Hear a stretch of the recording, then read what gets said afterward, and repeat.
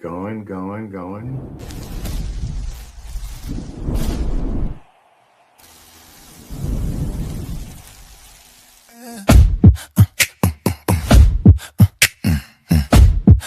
Killing it.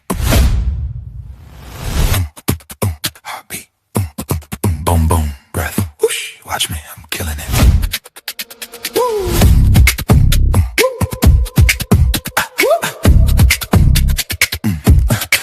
Woke up this morning, stepped in my shoes. Ain't nobody knows what these hoes been through. Miles in the pressure, pain in the stress. Still I can't clean the fire inside. Looked at myself and I had to say that light in my face is here to stay. Sky wide open, birds of flight. I see my future and it looks just right. Mind shift, headlock, eyes focused, can't stop. Go shiny, game on. I've been built for this all along. I'm killing it. I'm K-I-L-L-I-N-G. I'm reeling in it. That's why I'm killing it. Not just feeling it. Not just chilling it. I'm killing it. Right now. I'm on it. I'm about it. Say something if you doubt it.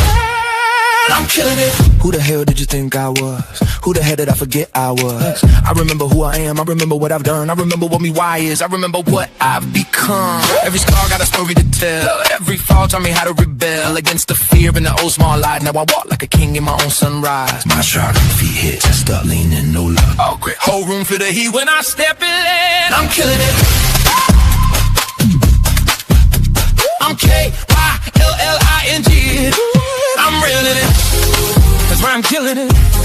Not just feeling, not just chilling it. I'm killing it. Right now. I'm on it. I'm about it. Say something if you doubt it. I'm killing it. Oh, I'm willing it.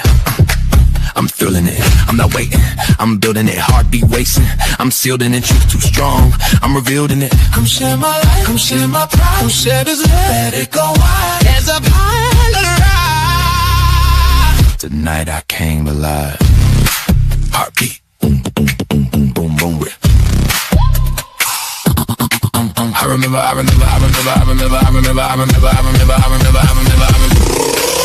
killing it. I'm K-I-L-L-I-N-G. I'm reeling in it. That's why I'm killing it. Not just feeling it. I'm killing it. Right now. I'm on it. I'm about it. Whole world wanna hear about it. I'm killing it. Heartbeat. I'm killing it.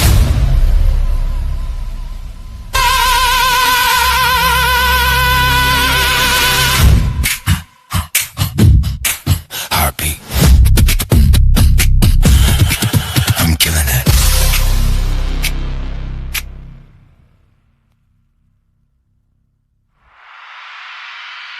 Heartbeat. Heartbeat. Heartbeat. Heartbeat.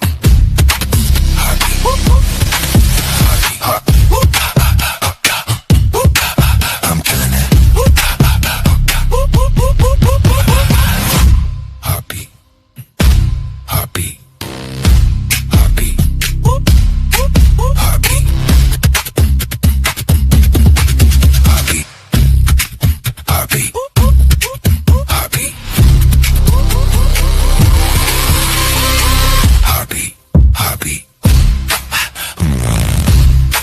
Heart feeling it. Heartbeat. Heartbeat. Heartbeat. Heartbeat.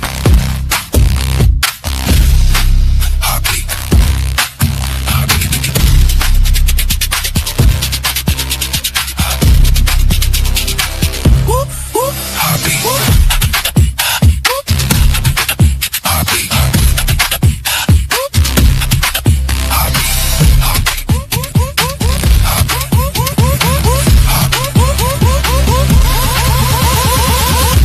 Heartbeat. Killing it.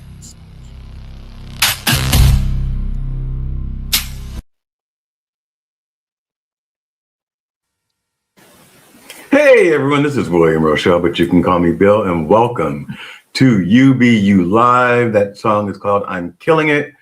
I wrote it last week. I was having a great day.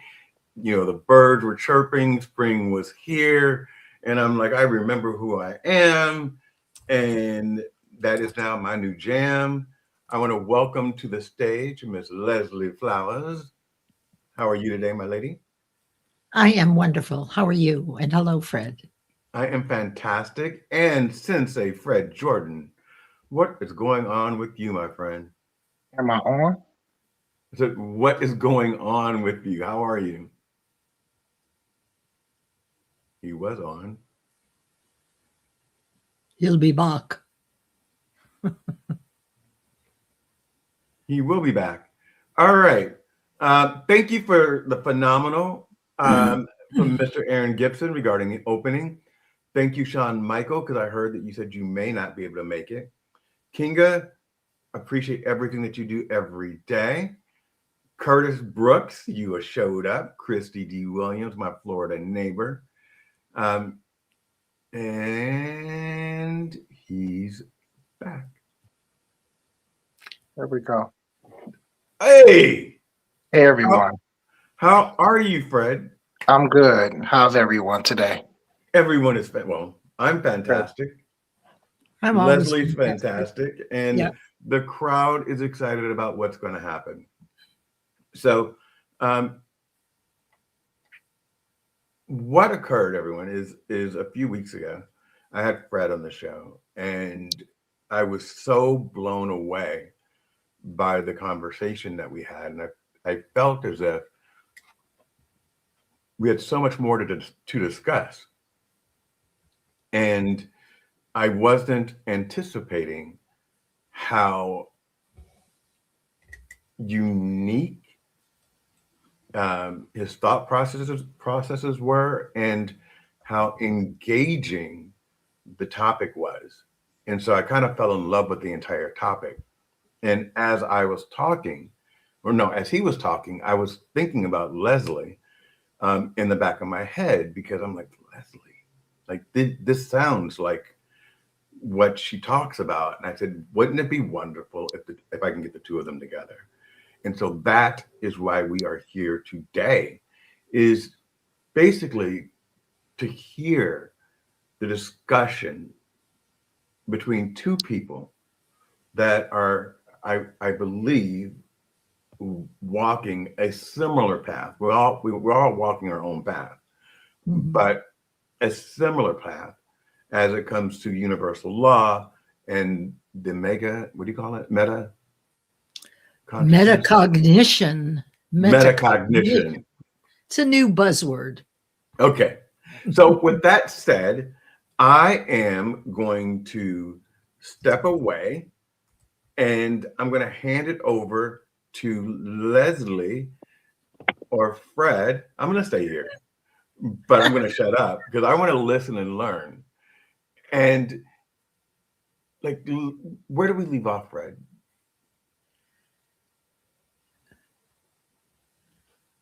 Can you hear me, Fred? Say it again.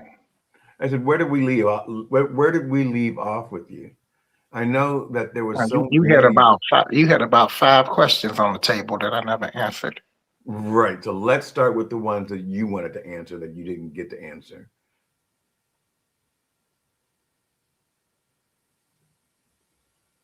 Do you know what they are, Bill? I'm trying to remember. I do remember that you were, because when I was answering questions, because we were all on a panel, so Yes. everybody else was discussing, but I never answered the questions. So let's go back. Let's understand what is metacognition to the general population out there who does not know what it is, because I don't really understand it. Leslie, would you like to explain it, or you want me to explain it? Well, I'll take a crack at it. Okay. Okay. It's a new buzzword, and the way it feels right.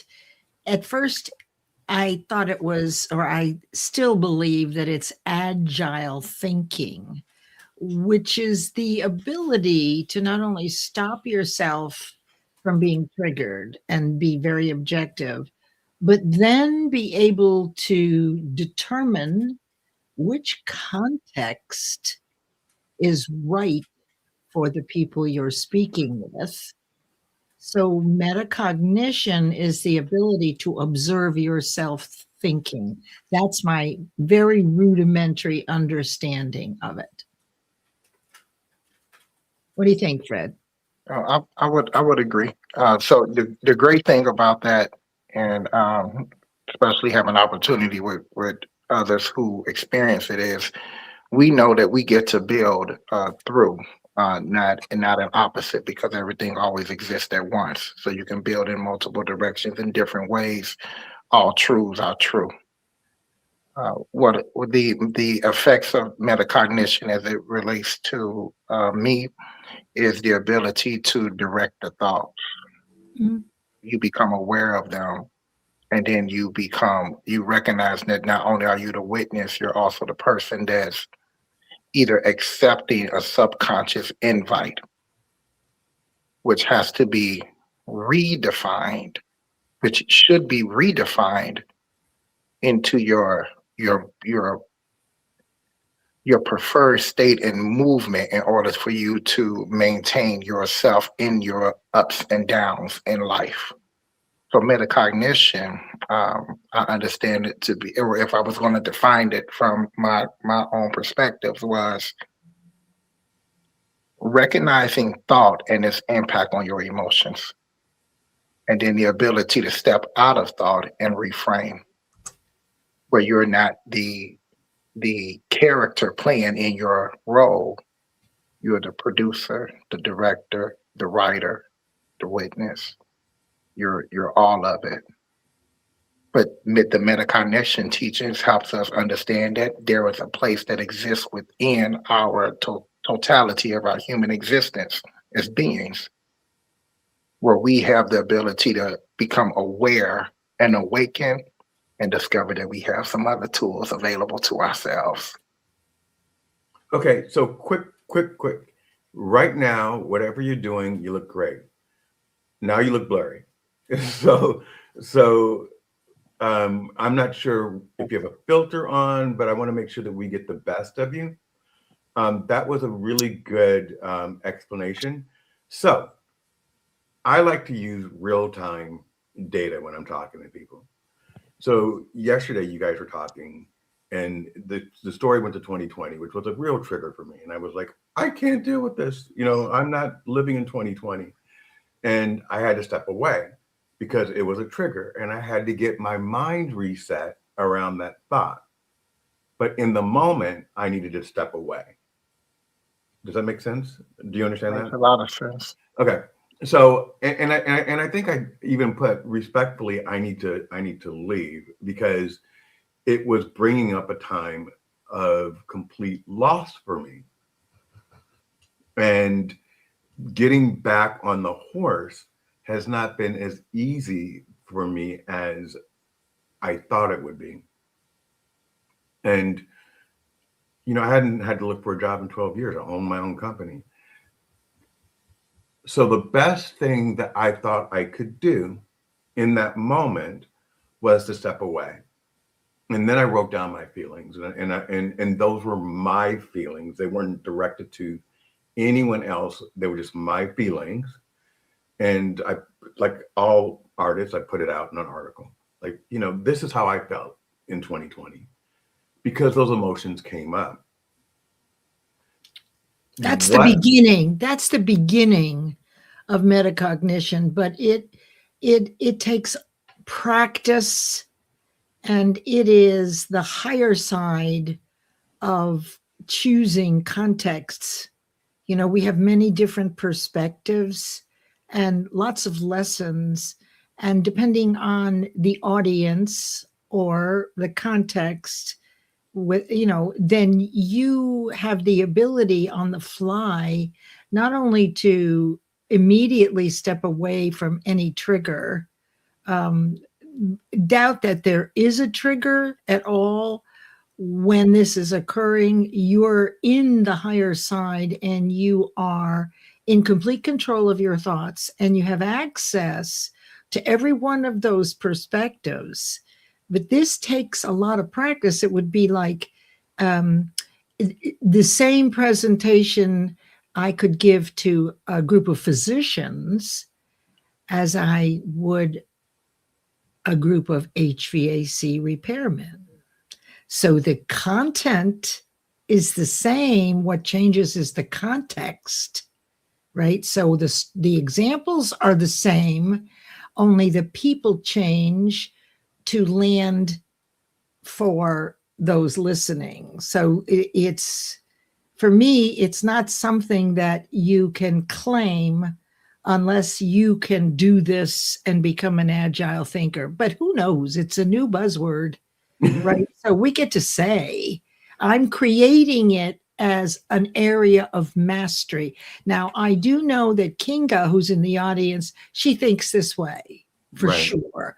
So it just takes years. And wouldn't you agree, Fred, that this is not something that all of a sudden, you wake up one day and you're a metacognitive. There's a long distance between that first catch of being triggered. And I admire you for doing that, because most of us sit and steam. Admire Right. who? You. Yes. Well, I was about to say to Fred, what I recognized in that moment was it wasn't about the conversation that they were having. It wasn't about Carrie and Fred's conversation. It was about my triggers. And I'm the only one responsible for how I react to my triggers. And so me stepping away was my safety zone. That's right. Because if I didn't, I could sit and stew. And who was I mad at? Nobody. It's no one's fault that I'm where I'm at. But a trigger is a trigger. And so how I handled it was reflective. I tell everyone out there, I'm living life minute by minute because it changes. And so it was reflective for a second. I wrote down everything that I was proud of about myself and released it. And then look forward to meeting with Fred today and you today to talk about how do we get through that. And when someone's really going through trying to elevate their frequency,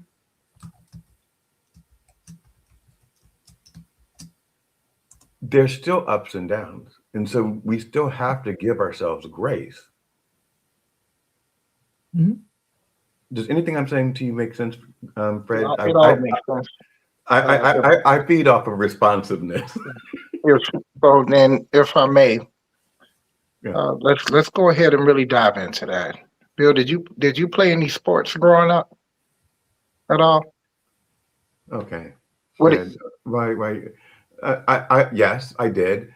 I played baseball. They put me in left or right field, one of the one that no one gets, and I would daydream, and then they were shouting at me to come back in. Right? They were like, "Come back in." And when I was running back in, I was the only kid still on the Little League field. I tripped over first base and face planted.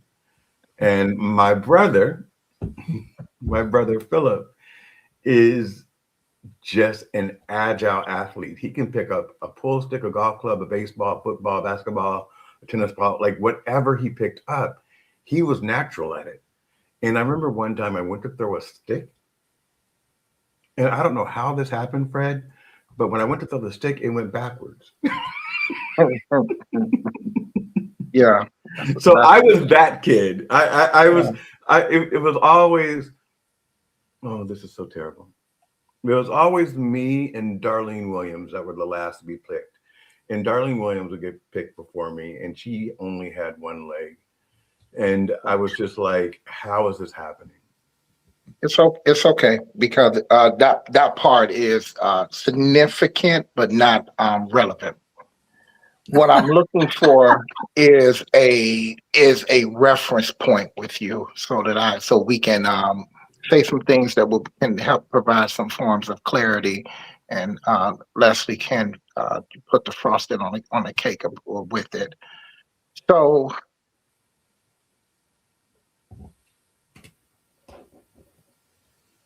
when Leslie said that you have to practice it, are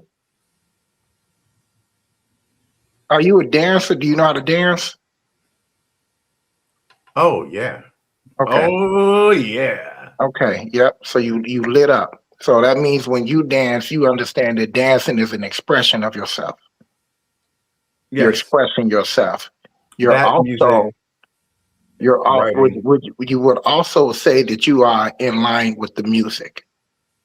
Yes. You're in harmony with the music. I'm in Whether harmony it's with the the music. beat, the bass, the bump, you can feel it. Yes.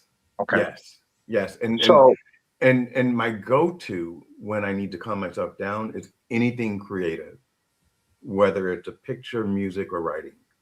That's why after the show, I went and finished like articles and wrote down things that I loved about myself, and then was able to push that out. And when I push something out, I'm able to release. okay. You found your mechanisms in order for you to balance yourself out. Yeah. So Yeah, I'm able to let it go. Once I let it, once it's out, I'm over it. so I understand those components as it relates to having certain situations where Leslie will say it's the beginning. I consider those to be an invite to your greatness. If you're going to be different, you can't be like everybody else. If you're going to be great at something, it's better to throw the stick backwards than to throw it forward. Your awkwardness is not your awkwardness; it's really your gifts. It's learning how to take your awkwardness. They're not awkwardness. They're your brilliances. They're your geniuses. And aligning in your awkwardness the way you align with music and express yourself. Because when you in music, where are you here? Where are you in your heart? So you align yourself in you in a way that you have not only a mental thought, you have a feeling, a vibrational feeling of your being, and then you have a physical expression. That is an example of an alignment. In order to shift, or the practices of shifting from an alignment that's not preferred, you have to understand that that is an alignment. You're not out of alignment, you just aligned in something that you don't prefer. You align yourself in your vibrational being where you feel you have accepted, and you realize that one, I have been in plenty of challenges. I've been in plenty of situations. When I was a kid, I was very awkward, but look at me now. If you can't say look at me now, you can say, well, look at what I have done. So who you are now and what you have done, none of that goes away. You don't change. You just you redefine, because like what you mentioned earlier, it's ups and downs, ups and downs. You can never get to the next level without pressure. That's why I say when your situations occur, they're an invite to your greatness. Don't beat yourself. No one should be beating themselves up over not understanding something, not realizing, well, not questioning, well, why am I like this? Well, why is this like that? No, it's totally fine. Like what you said, you found your genius showed you how to find bring it back down. These are things where we are discovering expanded components of ourselves that was not, and this is how it normally starts. We think that we were told when we were younger, It has to be taught to us. You have to tell it to us. I have to duplicate what somebody else did and what someone else said. So you have to learn how to get them other voices out. So you can reconnect to the one that's saying, I'm the one that's pulling you. I'm the one I'm the reason you don't feel that great, because you're listening to something that somebody else said in your past, in your subconscious. Absolutely. I feel that. I feel that. But while I'm looking at you, I'm going to ask you this question. Are you running something in the background? Not Because that I know of. you keep blurring. And is he blurry to you, Leslie? And I just want you to look the best that you can look. I'm Like the listening. lens. I thought that would have done it. But Maybe because, let me see something. go ahead, Leslie. It's okay to respond? Yes. Okay. So Fred had a lot to say there. And I think I'll give you a different perspective on the same thing. So those voices, the other voices, are your fears. They're in your subconscious. You learn them through repetition. You were humiliated. You were embarrassed. You felt bad when you were always the last one, right? To be chosen. Now, out of that, to Fred's point, what you've developed are lessons. This is now your synthetic imagination. It's part of your imagination that when you get a wild idea, you can go back and retrieve the lessons you learned while your fears were developing. And a lot of this has to do with, as you said, this is about the law of vibration, which means you're either growing or disintegrating. Nobody ever reaches or arrives perfection. And so you have the law of rhythm, which is the ups and downs. So when you were speaking about 2020, you had a long period of ups, very long period. Now you're going to have some downs, and you expect them, because that's how the universe works. For every down, there is a matching up. You just don't know when you're going to see it. That's the law of gestation or gender.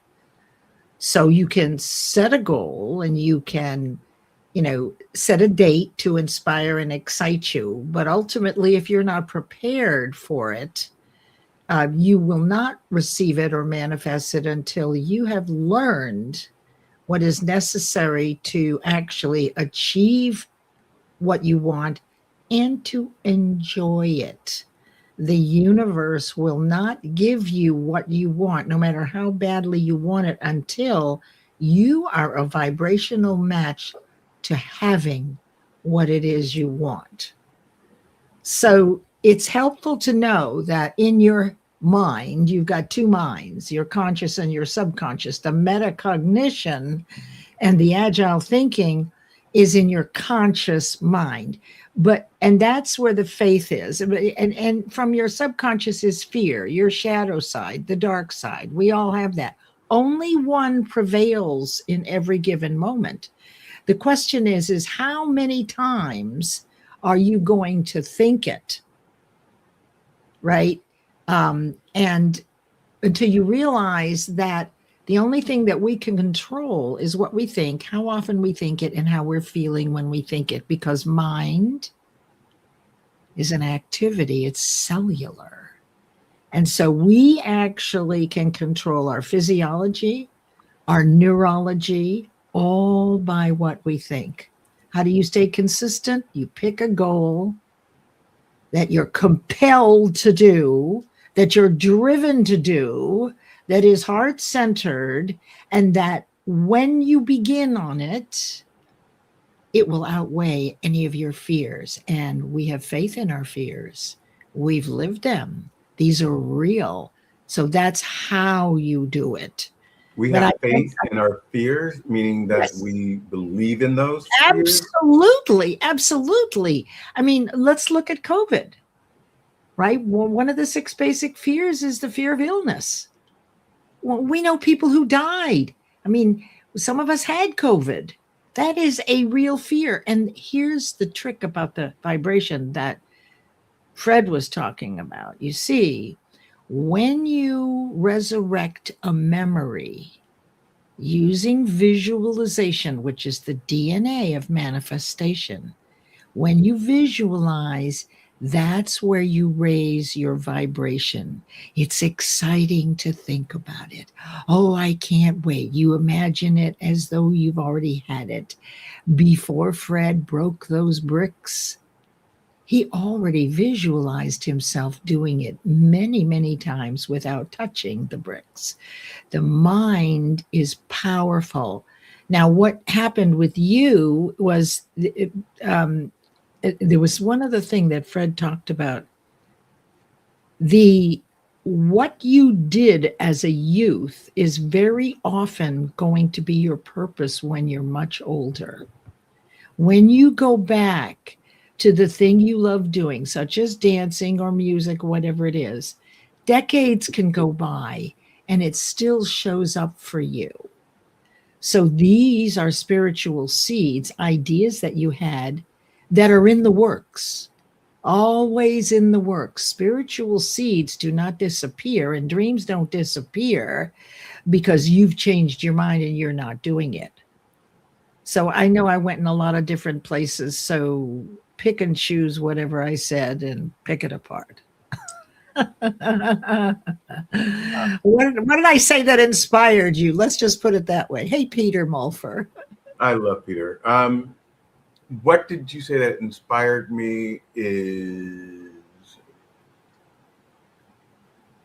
that we get to pick and choose which direction we're going to go in. And I believe that yesterday I picked and I chose.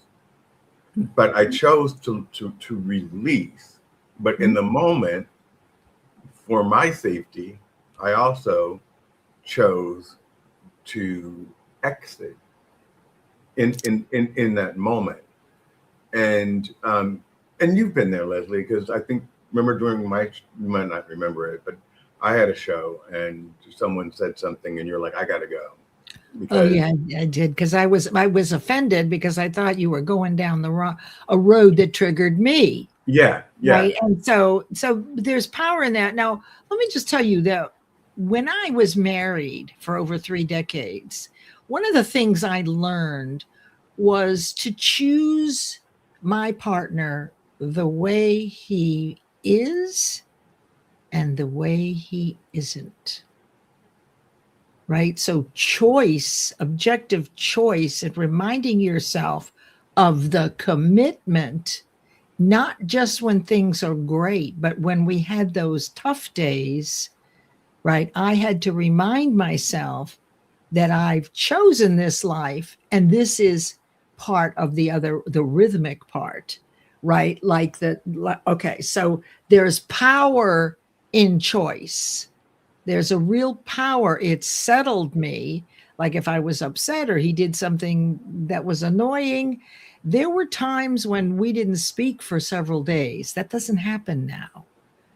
And so the more that you catch yourself being triggered for whatever the reason, the sooner you reframe it using the law of polarity, which to its exact opposite, which is also true, and I've heard Fred say that absolutely, both are true, but only one dominates in any given moment. And whichever thought you choose has its associated amplitude of vibration.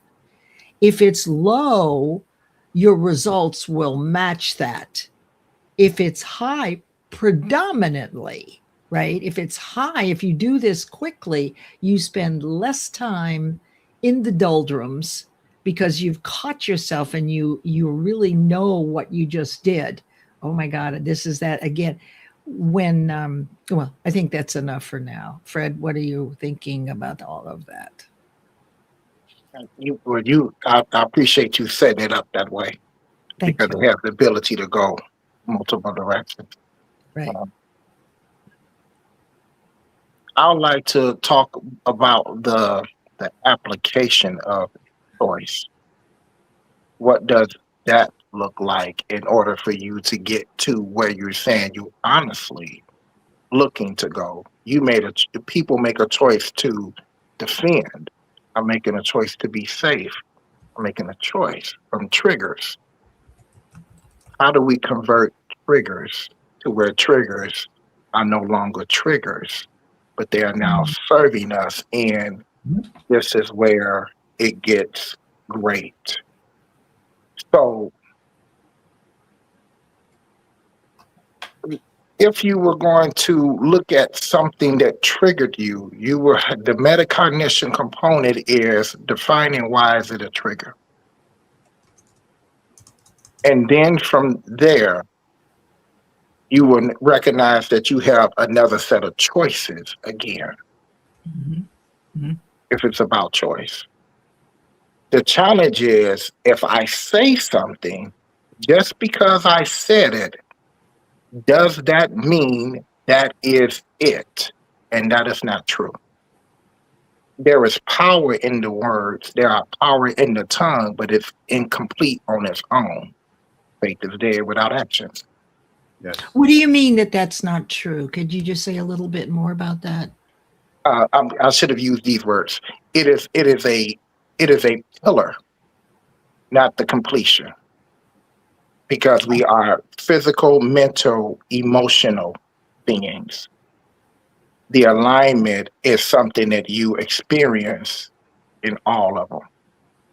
Isn't alignment vibration? Couldn't you Definitely replace okay, and that's one of the things I like to do, is to really get it down to the common denominator. We all have different labels. We have labels for God, right? We have labels for everything.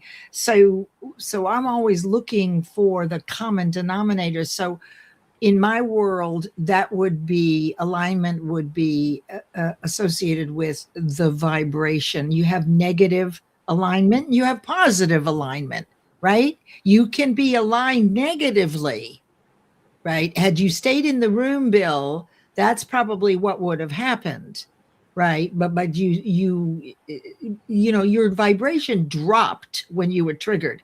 And look, those triggers all, don't you agree, Fred, that they all come from what we call originating incidents? And I've done a lot of work on this. And based on the 6 basic fears, you know, we've all been humiliated, really humiliated. And every time we remind ourselves of that humiliation, our vibration drops. We resurrect the visual image of the actual experience, and we feel lousy again. And this is what deepens the neuroplastic pathways, if you will, or creates the chemical concoction that causes us to default to the negative. So in our work, we can disprove those fears by actually accomplishing those things that we didn't accomplish before. So, Bill, it would be like you're being chosen first for a team, right? So pick a team that will choose you first so we can outwit that fear. But you've got the fear of criticism and judgment. Everybody has this. You have the fear of poverty. Holy smokes, right? Everybody has that, unless you're born into wealth, which is a tiny fraction of 1% of people, where you didn't hear repeatedly, we can't afford that, wait to this, we can't afford it, we can't afford it, over and over and over again your whole life. It impresses into the subconscious mind and it lives like the truth. You got the fear of ill health. You have the fear of loss of a loved one. Why should I go out with someone else? I just was burned, right? How many bad relationships have we had, or relationships that ended? And maybe we don't want to do that. We're afraid that if we do give our heart's going to be broken. Mine's been broken recently, but I'm coming back really good. Then you've got old age. I mean, look at me. I am old. I am really old. And yet I feel like I'm 21. It's relative to each person. I don't feel old, but if you look at my age, you're going to go, there are a lot of blue-haired old ladies that are my age, right? With the little curls and all that. Okay, never. And then the fear of death. So every one of those fears, every time you remind yourself, let's say you're asked to speak in front of people, the biggest fear is public speaking, or one of the big ones, which is part of the fear of criticism. You were a little kid and you got the assignment wrong and all the kids laughed at you. You were humiliated. You fought back the tears and you said to yourself, I'll never get up in front of people again. And that's the survival that people talk about with our fears, that we did protect ourselves. The problem is here we are 30, 40, 50, 60, 70, and 80 years old, behaving and triggered like a 7-year-old, you see? And so therefore you're further defining the neural pathways to revert to negative thought. That's where the practice comes in, doing exactly what you did, Bill.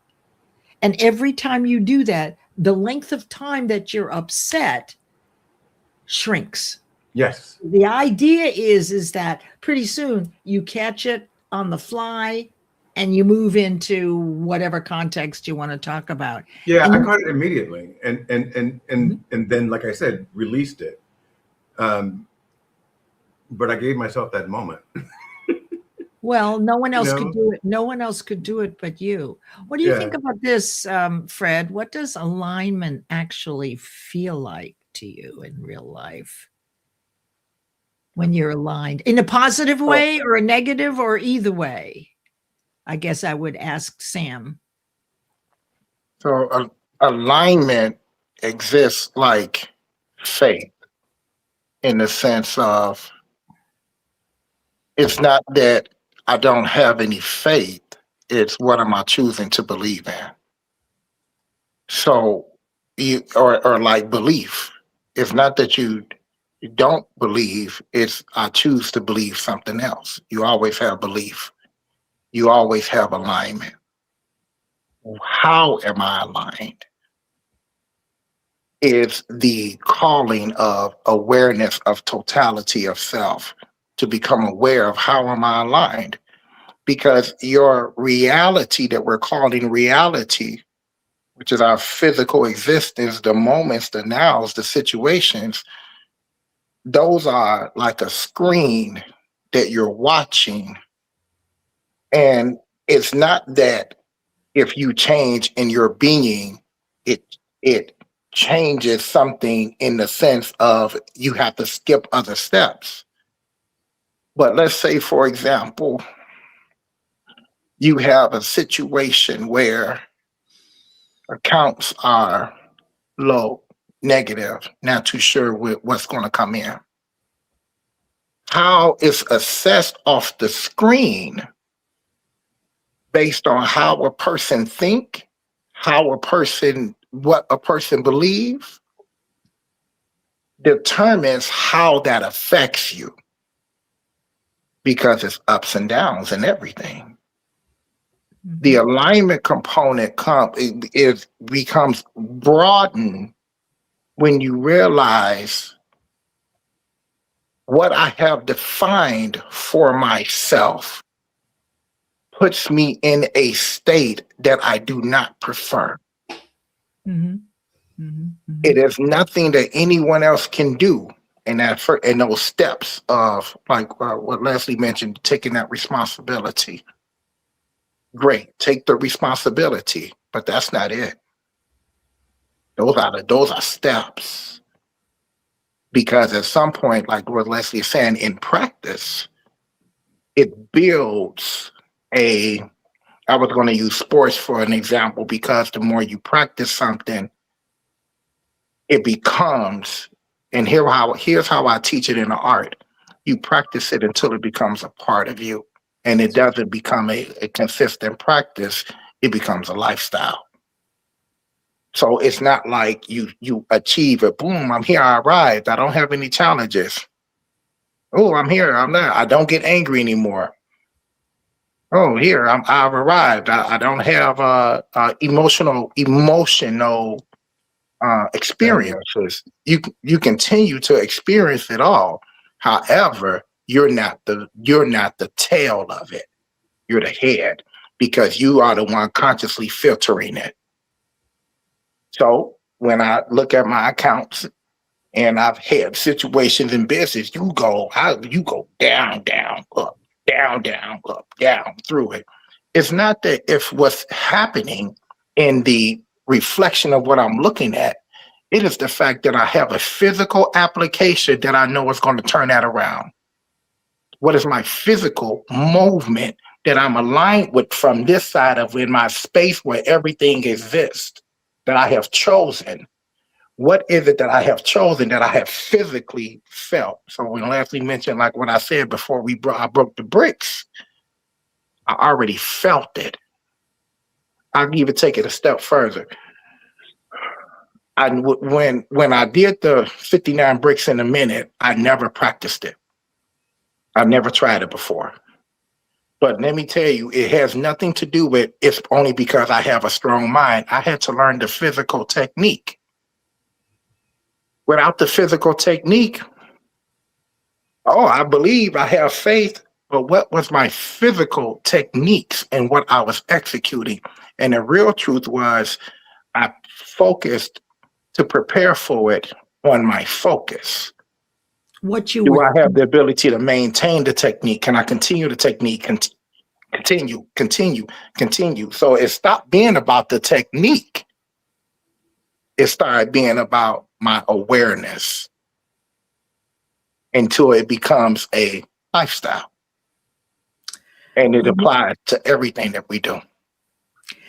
Yeah, and it all starts with what you're thinking, right? It's what you're thinking, the action that you're taking in the vibration or the alignment based on what you're thinking. So if you're thinking something negative, right? This isn't going to work. I'm frustrated. I don't like this. And if you think that a lot, then when you move into action, this is where you stub your toe or you trip, because what you've done is you have lowered your cellular vibration by persistently thinking at a low amplitude of vibration. So that's what it feels like, right? To be misaligned or aligned with the negative. It feels awful. And we're built for high vibration, for love and generosity and kindness. So when we're out of alignment with that side of us, we're in alignment with the negative side. But which is going to dominate is the question. That's where the practice comes in. And so it's also, you're right, Fred, you don't ever get there. It is a lifetime aspiration to live in alignment, in love and kindness, and a very high vibration. I also wanted to slip in here that attitude is really three things, right? People say, well, change your attitude, Leslie. I remember my mother used to say that. Well, if you just change your attitude, it's what you're thinking, how frequently you're thinking, the way you're feeling, and then the action you take, right? To your point, the physical action, but it's all spawned by what you're thinking and how it makes you feel when you take action. Yeah. So I have a couple of questions for both. Well, look at this Chorito. But I wanted one of you guys to take on Chorito real quick, and I'm going to take myself off the stage for a second while you talk to Chorito. I'll be right back. Okay. Am I clear? You're a little fuzzy, but you're still good looking. So just leave it as it is. It's just all right. You're very handsome man, by the way. Then that's a very flattering compliment coming from you. Blurring actually could be to your advantage. It depends on how we define it, huh? Right. Everybody's view is relative. That's another of the universal laws. Anyway, when a fear of accident really happened and manifested in the body, how do you cope with the duality of hope and fear present at the same time all the time? Fred? Sure. You can't have hope without fear. So if you remove fear, you wouldn't experience hope. You're hoping for something. Fear exists to let you know that hope exists. You get to choose hope. Now, the real question is, how do I choose it? Because everybody say it, but how do you choose it? You choose it by, I'll give you another example of something. Take a subject or an item. You take an item, a food. Take a food that you don't like or something that you do not like and physically hold it, or you don't prefer. You know, you might say, well, I prefer a coffee and I do not prefer a soda. If you take the coffee and you prefer the coffee, go ahead and take the soda and hold it in your hand, which you do not prefer the soda. You breathe in, you breathe out, and you put the soda down. You breathe in, you breathe out, and you pick the coffee up. That is a physical practice of releasing what you do not prefer and acquiring what you do. That sends a chemical reaction in the body with the brain where chemicals are being released. Now, it doesn't, what it does is it creates more of a, let me remember how it feels. To release, let me remember how it feels to accept, to the point that the physical is not needed anymore. Let me remember how it feels to release. In the gym, there's a term called the negatives. You get the negatives when you focus on the weight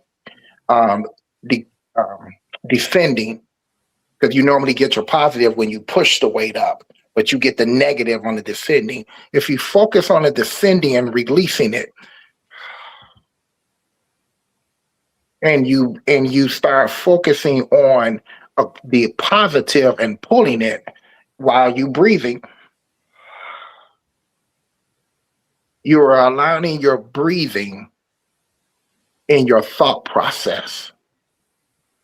And that allows your genius an opportunity to recharge, vamp, come on into play.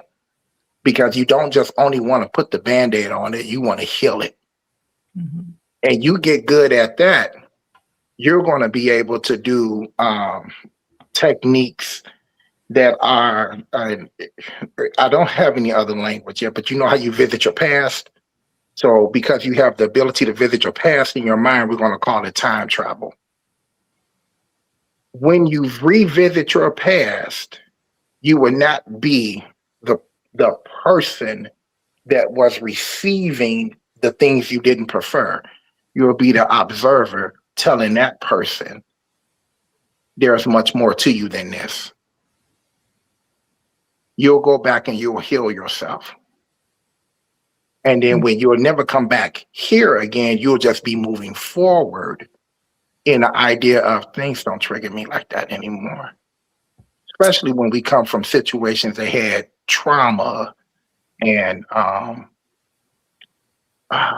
things that really played a strong word on us, a strong hold on us, but we can only define it for what we understood at the time and how it made us feel at the time. But then when we find our power in the fears, in the challenges, they're there to train you. And that's where we are training at, Leslie, you said it's 5 or 7? 6. 6. I'm gonna call it a six-headed. Well, wait a minute. If it's the universal laws, there are 7. But if it's your I'm fears, speaking on the fears. Excuse me, the fears. And let me tell you, we have perfect faith in our fears. Mm-hmm. That's the problem. What you're saying is ideal if we can get that kind of perspective. Yet the reality is that, we actually use visualization to remember. We can draw from memory the vibration or the alignment that we want. There is a practice called heart math, where you basically generate from another memory something very positive, and I use that if I'm having a hard time staying inspired by what I'm doing. If I've lost my inspiration, I'll go back into my memory of something that really juiced me up, that I really loved. And then when I start feeling scintillated, right, because I can five sensorize it, it was wonderful, I felt good, I could smell the air and all that. Then I switch the visual image on the screen of my mind. So now that new image has basically built on top of that high alignment or vibration. Yeah. So what was the question she had? Okay. Charito, you can actually manifest the accidents. And you cannot be in faith and fear or hope and fear at the same time. You only can have one thought at a time, even if they're fast, just like the 0 and 1 in computers. Right? That's all the languages are 0 and 1, 0 and 1. Right? Well, that you've got faith and fear. You've got your conscious and your subconscious. The subconscious with the fears is stronger because you've been reliving it all your life. So when you begin this work, you start with awareness, as Fred said, right? You have to become aware and then you take an action. I ask because every day put that back up. I was reading it. Wait a minute. I was reading what she was saying and wanted to answer that. Hold on a second. There we go. I asked because every day I'm reminded that. Go ahead, Fred. Fear. When the accident physically can't even see my it left because leg, and yet my hope small. to have it returned. Well, let me compare you, Charito Yamar. I want to remind you about Frida Kahlo. Frida Kahlo turned her terrible accident. If you know the story about her, she was married to Diego Rivera. She's was a very well-known Mexican artist. Diego Rivera's murals are all over the presidential palace in El Zocalo in Mexico City. They are very famous. In fact, they housed my uncle Leon Trotsky and his wife when they were exiled by Stalin from Russia, right? And that's where Uncle Leon and his wife went to stay to be protected.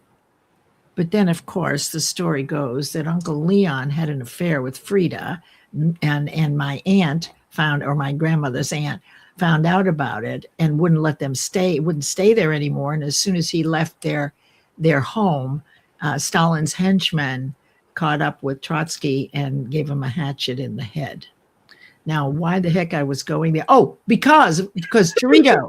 So Frida Kahlo was one of the most famous, celebrated artists, and she had nothing but pain from her accident. It was an accident on a bus where she was thrown, I believe, off of a bus.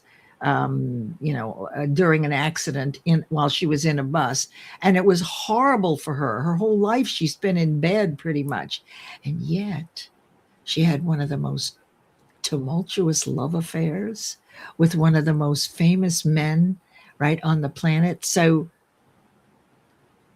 start to look up for how your opposite, so the depth of your low will always match a high.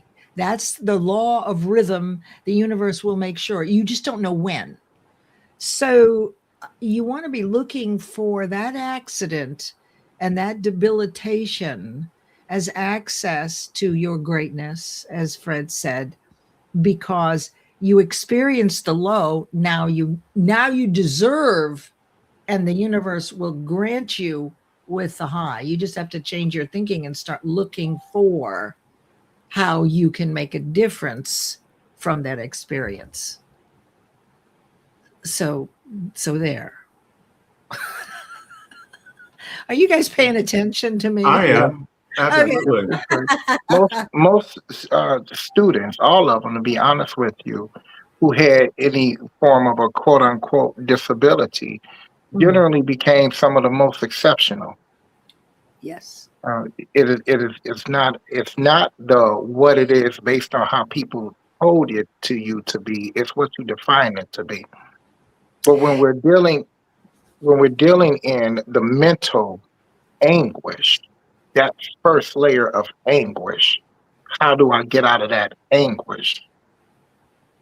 If you Mm. can recognize that it's anguish, Mm. that means you have the ability to do it.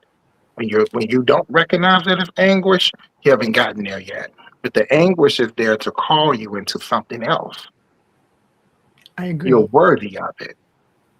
There are scriptures that say we don't get burdens that we can't handle. When I look at certain things, I'll be like, oh, I wouldn't be able to handle that. My goodness. Because there is we evolve, we grow in ourselves individually and ourselves collectively. But a seed has to grow from underground in challenge with pressure.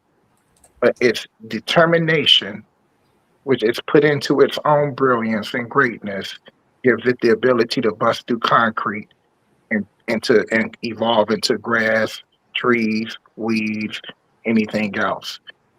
In its excellence of how it was created. I understand nature to be examples to us. Those are our teachers. Mhm. So you go back to your breathing. As simple as breathing is, as basic and simple, putting your mind on what connects you to what we call life helps us remember who we are in life. And when you continue to make those types of practices, that is a physical technique, a mental tenacity, and levels of faith. We start to remember that we are what we are fighting against. There's nothing else fighting against us. It's us. Sure. And only thing it's saying is I'm gonna either fight against you or I'm gonna be on your side, what you want me to be. You have the ability to becoming the head and not the tail is when you recognize that it's all under you.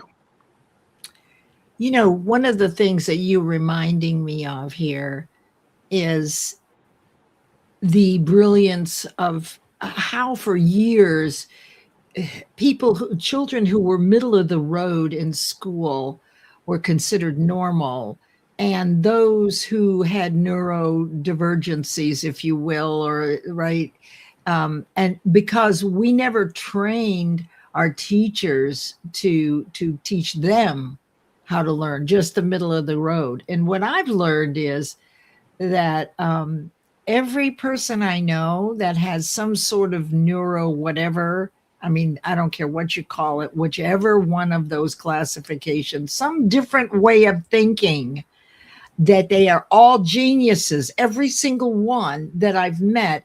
If there was something that appeared to be missing from middle of the road education, then it was replaced by the universe with something brilliant.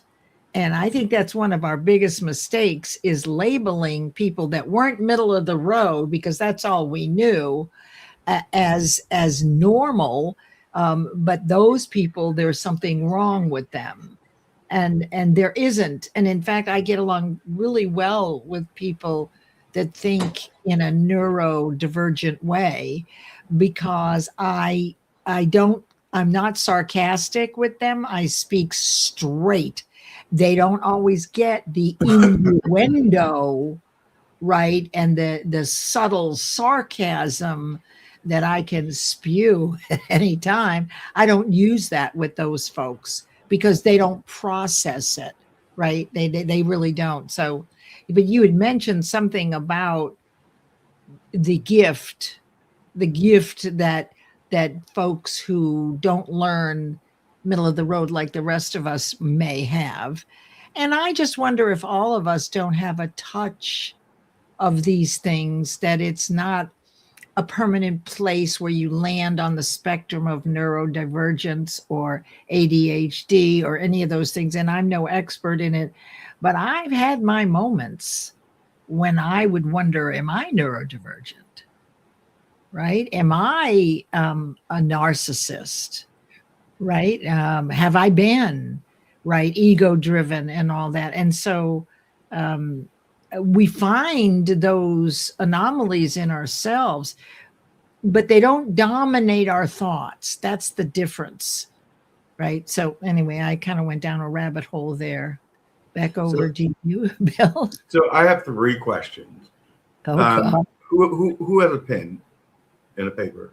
Any of you guys? I don't have I one. do. I do. Okay. All right. So 2020, childhood, and last Monday. Those are the three things I need to remember before we leave. Those are my three questions. Okay.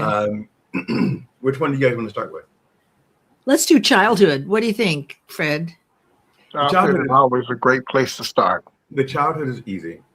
I had a traumatic childhood from 0 to 8 years old, and then from 12 until 16.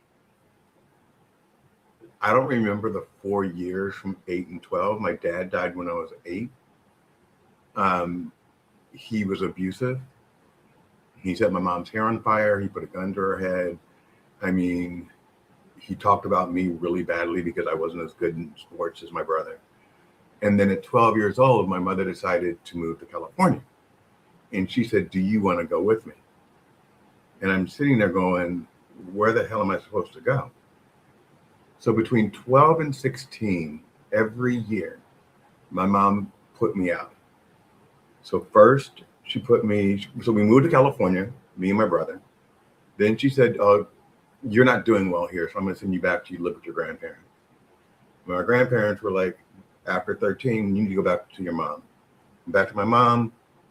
Then her and I got into a big argument when I was 14, and she drove me to a runaway shelter and said, "Tell them you have no place to go." The runaway shelter said, "This isn't a bad kid. You have to take him home." And she said, "What if I don't want him?"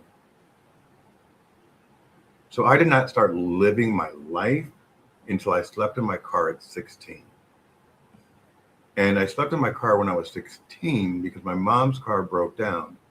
And she called my grandfather and said, "Billy just turned 16. He needs a car." And so my grandfather brought me, it was $2,500. It was a brown 1980 Toyota Celica. It was used, but it was nice. It was mine. And she said, "I want you out of my house, and I'm taking the car away from you." I'm like, "I'm not going to be homeless and carless." Like, that's it. And I took off. And that's when I started that's when I started living. So what's your question about all of this? The question is, well, I think it's more of a statement that my triggers are based on when my life seems to be unstable. That's when I get rocky. And it's not about finances, because I'm going to take you to 2020. Okay. So we'll go to, because it's not about finances. Stay there for a second, Bill. Sure. Is it a possibility that your triggers is the digestion of the treatment of how you feel like you were treated versus the stability? Because the words that you used wasn't about stability; it was what they were saying to you and what they were doing to you. It was also stability, because from the age of 12, I didn't know where I was going to live. So I'm now, 25 years later, and I'm in a position where I don't know where I'm going to live because of the economy. So, and in 2008, Fred, I moved to Dallas and the economy crashed. I was living in Los Angeles, living large, moved to Dallas, bought a house, cash. When everything crashed in 2008, between 2008 and 2010, my house was worth nothing. My 401k was worth nothing. So I lost my car. I had 2 cars, both got repossessed, and my house got foreclosed on. I moved to Florida and I rebuilt everything. And I ended up building a $26 million company. I purchased it from the founders and then scaled it. And I will tell you this, 2020, my business closed in 2021. 2020 was my hardest year. And the reason why it was my hardest year is because I was taking so much time trying to save the business, trying not to lay off 50 people, trying to keep payroll going. So I was putting my money into it. 2021, when the business closed, and 2022 were 2 of the best years of my life. I left Florida. My ex-wife came and she was like, "You're not going to be in Florida by yourself."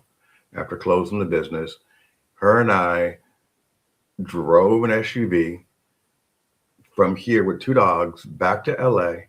I stayed there for a year. My daughter got engaged. I paid for her wedding, and it wasn't $10,000. She wanted a 3-day destination wedding in New Orleans. So it was a grip. So I wasn't caring about money. I've never operated from a place of lack. And that's why, even though my business closed in 2020, really literally 2020, but the March of 2021 was when all the documents were signed. So there's a gap there, but I was able to relax. My finances were good. And in 2023, when I decided to go back and start consulting, I got a gig just like that. It was a 1-year gig, good to go. Between 2023 and 2026, 2023. Yeah, from 2024 to 2026, I worked for 4 months. And my expenses every month are $8,000 a month.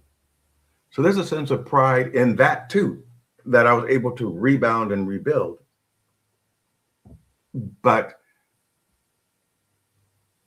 I'm so triggered by all of that. I'm so triggered when people say you're operating from a place of lack, because I'm also getting told you need to humble yourself. So you need to get all of those voices out of your head. So let's and I know, Leslie, you probably have some good stuff to say because I saw all of the laws. So Bill, when you were young and you were unstable and you felt like you were unstable, how did you become stable? my grandfather got my car and I moved out. How did you become stable? I got myself out of the situation. Okay. So you remember but I lived in that car. Okay. How did you become stable at some point? That was stability for me in that moment. And then at that moment. But what was the next moment? When did you become stable where you didn't have to live in your car? 6 to 7 months later. Gotcha. And it was difficult because people take advantage of teenagers, and especially homeless teenagers that don't have a strong family support system. Were you stable? Was I stable? I'm asking you, when did you become stable where you can say I'm stable?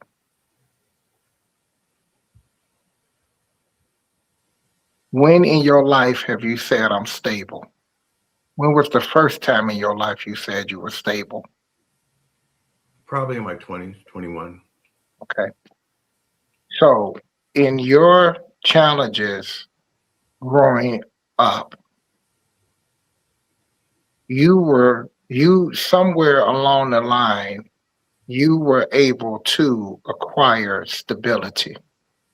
Absolutely. Came from who you are as a person.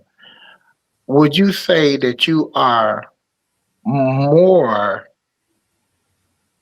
you have another type of strength now? You have more clarity now than what you had in your 20s.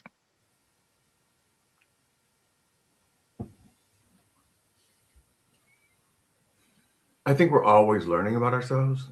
So the answer is yes, Okay. but I'm also learning new things and the world is changing. And so as the world changes, especially right now, it's changing super fast.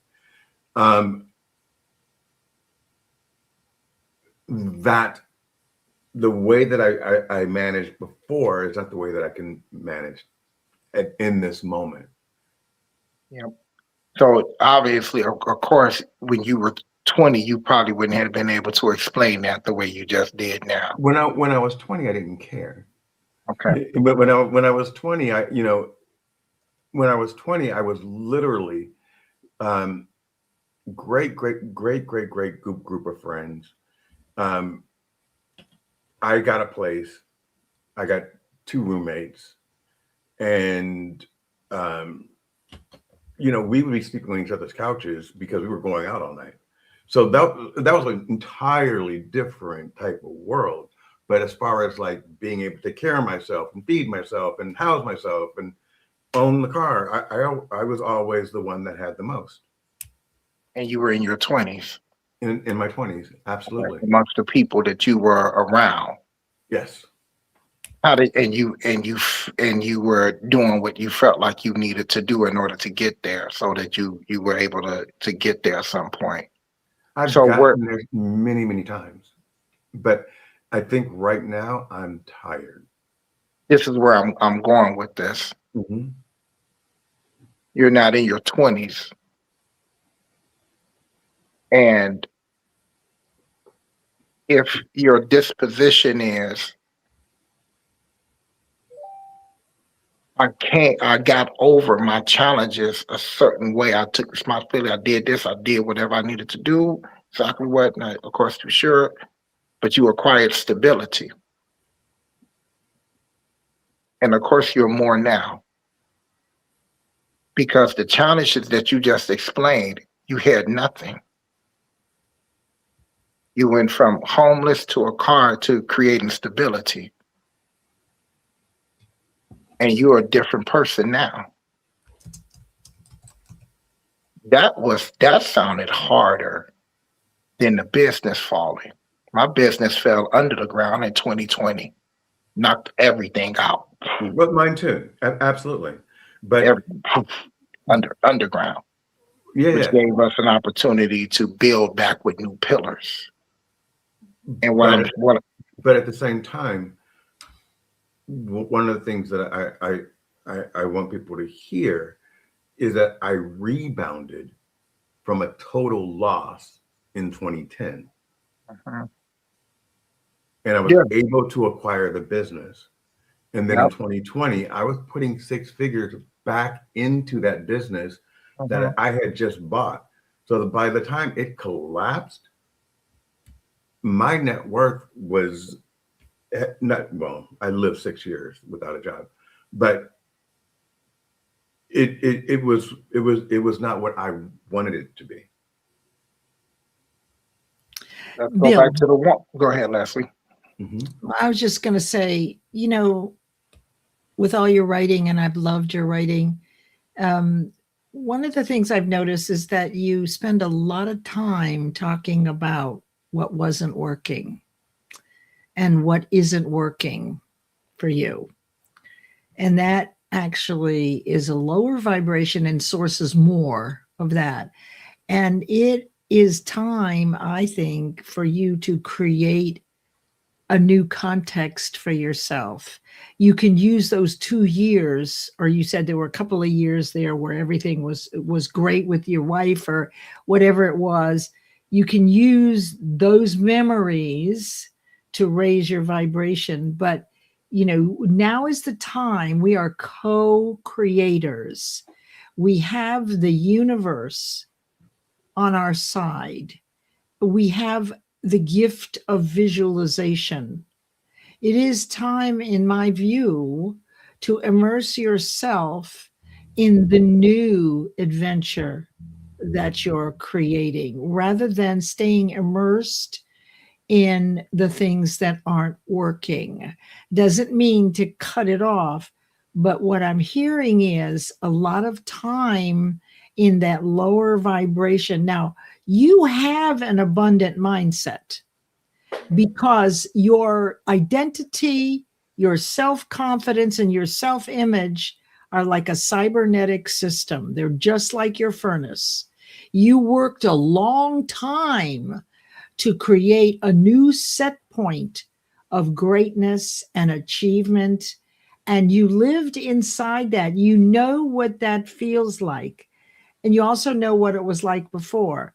So I'm saying that it's time to consider an upsweep in your dreams, to create new dreams, to write about new ideas. And if you have to go back to those 2 years where everything was really cooking very well for you. I was doing nothing. I Well, mean, what, it doesn't matter. I was with my family, but the lack of income didn't bother me. I understand. So do you get what I'm saying is that you are cause in the matter of your life. Whatever we believe about our ability and our deservability is going to match our results. So you could say, if that's true, the results of not having the kind of gigs and employment that you want, you have a responsibility for that. Yes, the world is turning upside down, but you still can create, right? And look at things differently, try different things, do new things. But above all, there's a story that you keep telling, and we all do this. I'm recommending you stop telling this story. Okay. Right. It doesn't mean that you don't still work on it, but that you create a new way to generate income. You can't be in the old way of thinking and in a new way at the same time. I don't know. That's just my instinct, knowing you as I do. I don't know you that well, but I do know that you're cause in the matter. And we will perpetuate the same results if we don't change the way we're thinking. And we can create a new context to live into. Context. It means, what is this new life like? Where would I be working? What kind of work do I want to do? What is the office like? Is there a car I want? Really get excited about new things. I don't know. And then go back to what you loved doing as a child. It may take you a while to remember this, but when you had free time, this is where our purpose very often is discovered. When you were little and your mom or your dad said, go outside and play until it gets dark, or, like that. And take a look at what it was that was your go-to thing to do. Like for me, it was playing school, right? And I had to be the teacher. I didn't like being in the classroom and, no shit, here I am, teaching. But it took me 40 or 50 years to connect that is what I love doing. There's a friend of mine who was in publishing, traditional publishing for years, and we would go out to lunch every so often. And one day she came to me, she said, Leslie, I just don't know what to do. I don't like traditional publishing anymore, right? I'm good at it, but I don't want to do it anymore. What should I do? So I asked her over pasta arrabbiata, which is one of my favorites. I said, well, what did you do when you were a little girl? And Mom said, go outside and play. And at first she couldn't answer the question. She kept coming back, right? Because it's a new question. But ultimately, over that lunch, she said, I know what it is. Her dad always had a wonderful garden. And when she had free time, she went out and worked in the garden with her dad.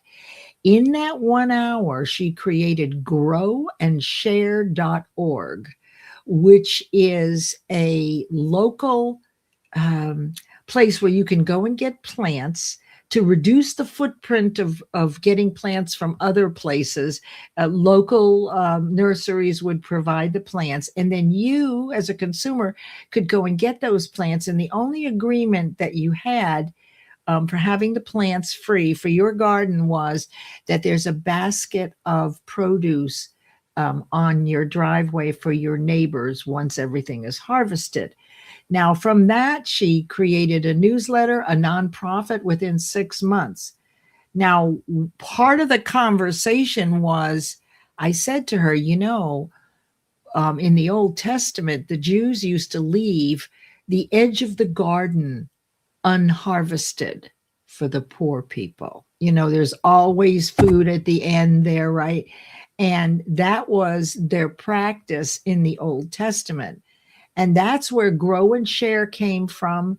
That is what inspired her to keep the footprint for bringing food into the area small. So just a simple conversation over lunch and a couple of questions had her go back to what it was she loved doing. And that nonprofit did very, very well. I mean, they had plants offered to them by Lowe's and Home Depot, and it was a big deal. So there's something there, Bill, that you will not see until you begin to create a new context for your life. And maybe it has to do with helping others or helping someone else. That's where I feel best. Yeah. That's where I thrive. I want to ask you guys or make a statement, and then I want you guys to analyze it, because this made me feel really, really bad. I had a great interview on Monday, and right after the interview, they sent me a message that said, "Hey, the CEO wants to meet with you." And I was so excited, and I wrote that song, Killing It. And by the end of it, I was like, something's going to happen. Something's going to go wrong. And I had to push that out. But in the moment, I was asking myself, why is it that I couldn't just see the goodness in that moment? Why did my mind shift into a state of it's something negative that's going to happen? Okay. Go ahead, Conditioned behavior, conditioned thought, like we're discussing, and as well as not only did you think of the possibility, if you can just also see that because you thought of the possibility, you saw it even greater because I'm actually doing it. It's actually happening versus here's an invite that comes from a condition of how do I think? And what I was asking you about earlier in your younger years is what we believe in our belief system has a lot, governs how we think. Mm-hmm. What is it that I believe that makes me think the way I think? That is when you're getting to the point of, let me start addressing the invites because I believe something for that invite to come. If I didn't believe it, it wouldn't be a possibility. It's something from how I'm thinking based on what I believe. So a lot of that is where we get an opportunity to take that journey.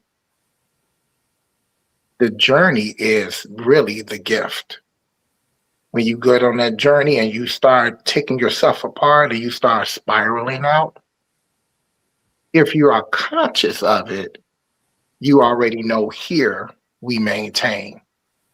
But I'm figuring this out. I'm learning this about me.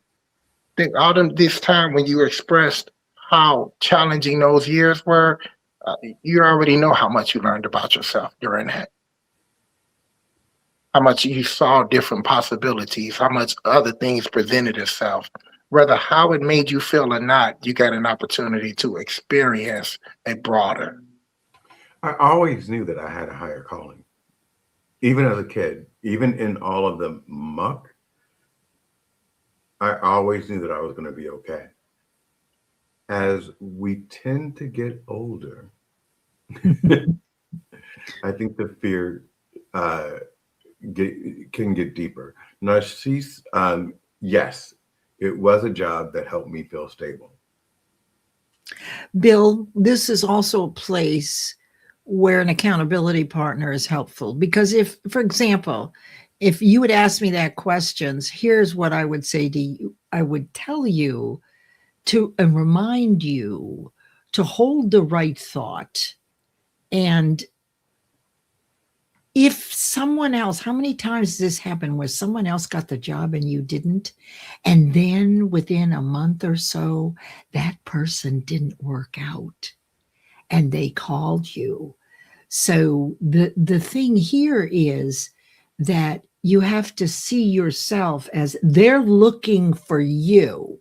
They can't, that CEO cannot wait to meet you. You are the one, and that will raise your vibration.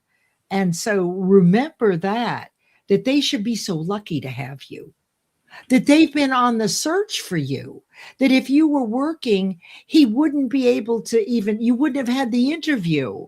Right. Now, when you go to speak with this person, right, remember who you are. You don't even have to tell them. Just remember that they're damn lucky to have you with your background and your experience. Tell yourself that. If you hear yourself saying, oh, you know, what happens if, oh, screw that, and remind yourself, hey, look, I am really good at what I do. They should be so lucky. I am. I believe that with all my heart. I had this experience. I used to work for startup companies in the .com era. I worked for 3 of them, and, you know, hiring, and it was just a wild time right around 2000.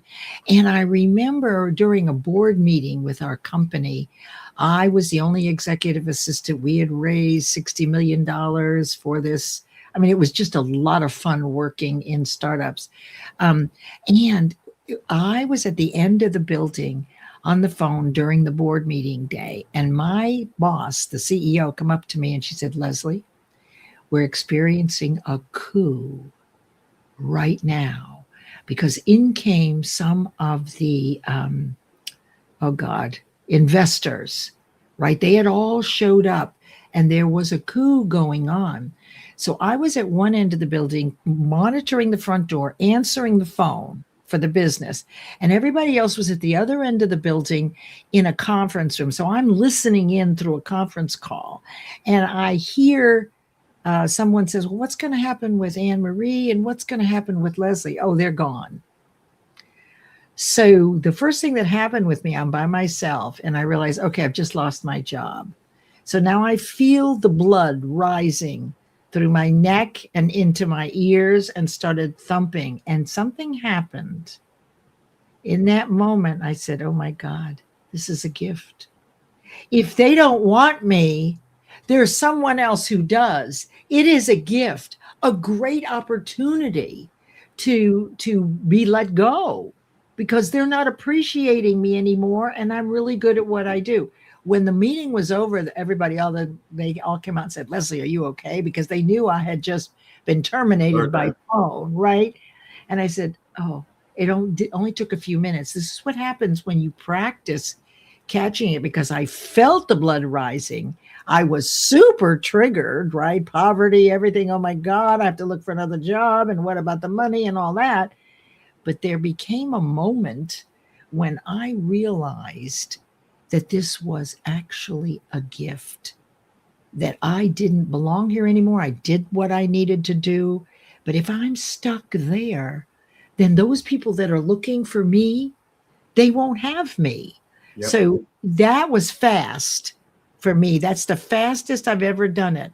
And so the more that you're able to flip, that's all you need to do here is remind yourself when those thoughts come up, just outweigh them with, I'm great.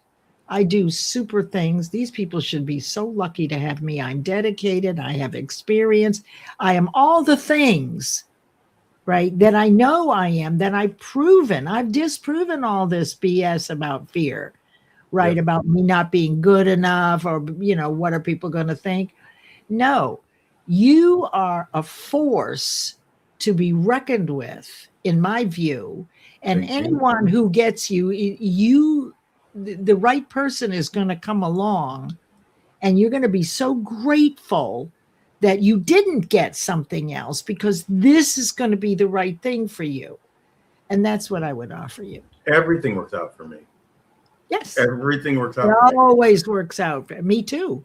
I mean, But gosh, it just sometimes when you're in the spiral, you Just have remind to remind yourself of that. I do want to say this. We're at an hour and 36 minutes. oh my I God. can go into 2 a.m. Literally, hell no. How do you guys feel? Do you want to take questions from the audience, or are you ready to hang up? Fred, let's ask you first. I have plenty. You have plenty. Okay, Leslie. What do you mean, Fred? You've had plenty. You know, had enough? what meaning? No. I have so much more to share. Oh I God. have plenty more to share. And I was going to say you would understand that because it comes from a place that has no endings to it. That's So, right. That's right. I could go on forever and ever. yeah, we can do this all day, all night. Our conversation is going to be something interesting because we get to do something a little different. I don't know if you had a chance to do it or not with someone else. I did the same thing with my friend. He called me. He said he lost his job. I said congratulations because I already knew he was working on cooking. This is your opportunity to get your food truck. He's depressed. He's bothered. He's mad. I'm like, you got a 7 spray package? What are you doing? Let's go. You in California. Yeah. You love cooking. You get up and cook every day. That's your food truck business. Got these 5 beautiful little girls. They go out there on the beach in Santa Monica. Take them trays out there with you. You're good. But conditioned thinking makes you feel like the word fire is like an F in school. Yeah. Yeah. So, And we've learned that failure is learning. So we've been taught through autosuggestion, which is the 4th principle of success in Napoleon Hill's Think and Grow Rich. Self-suggestion works for the good, works for the not so good. Whatever you fill your mind with consistently, pervasively on purpose or by default will eventually embed itself into your subconscious mind.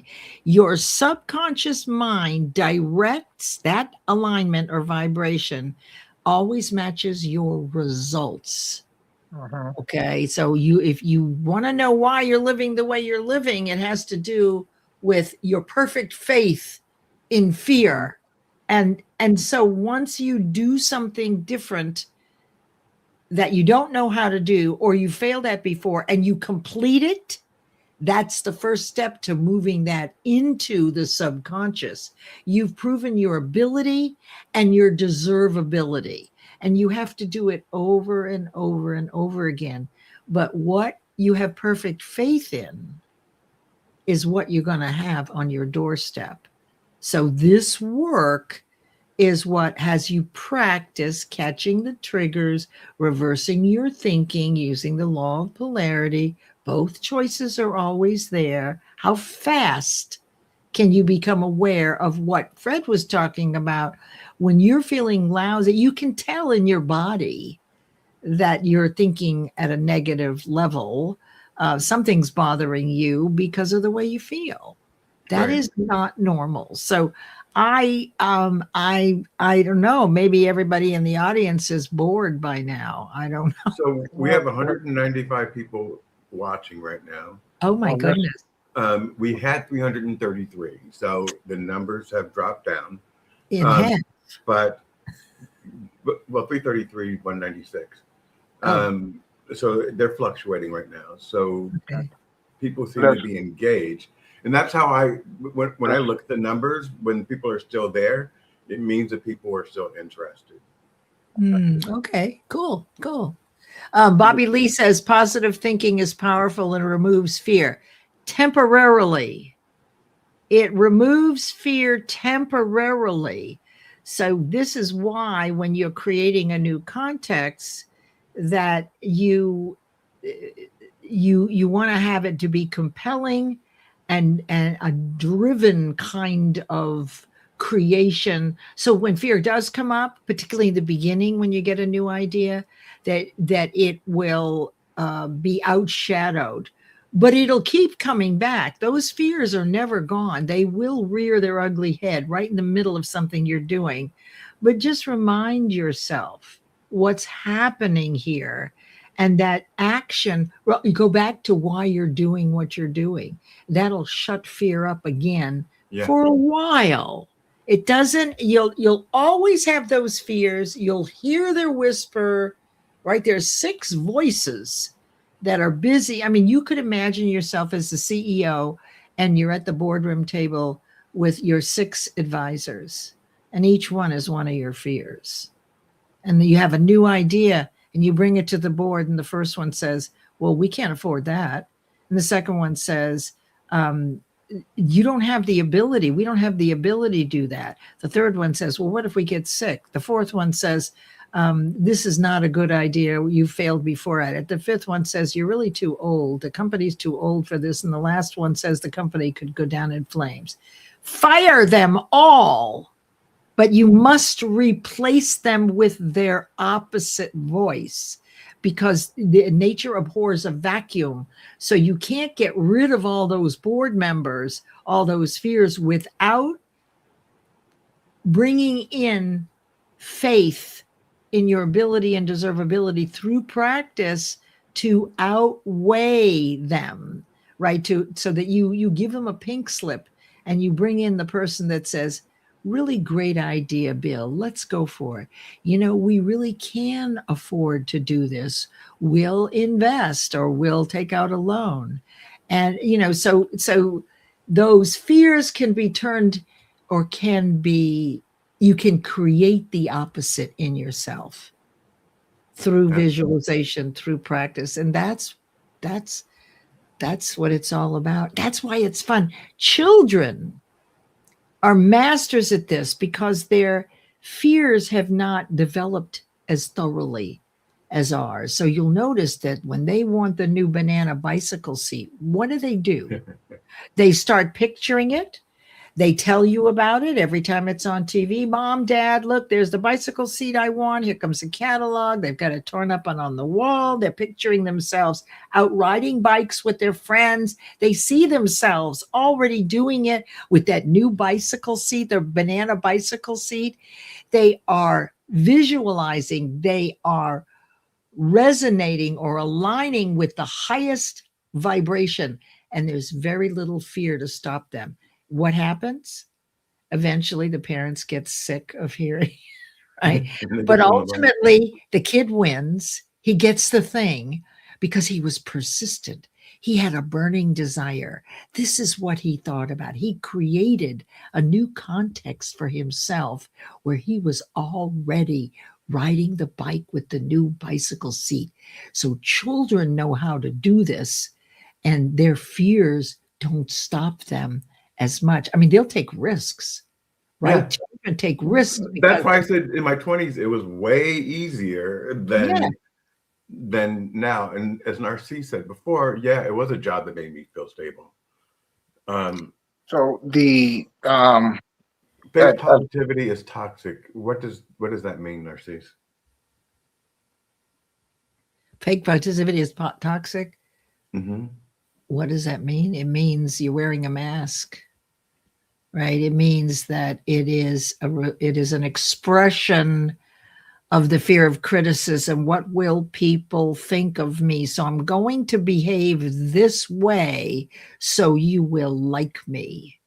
That's the fear of criticism and judgment that would cause, or that could cause, someone to be fake, right? Or wear a mask because they're afraid of not looking good. So they're pretending.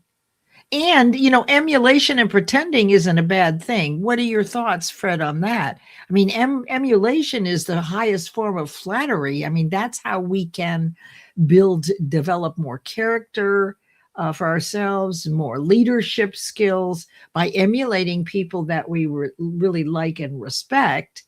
But so what's the difference then between emulation and pretending? So before we go, I have to go use the restroom. TMI. Okay, I'll be right back, guys. Go ahead. Fred, you go.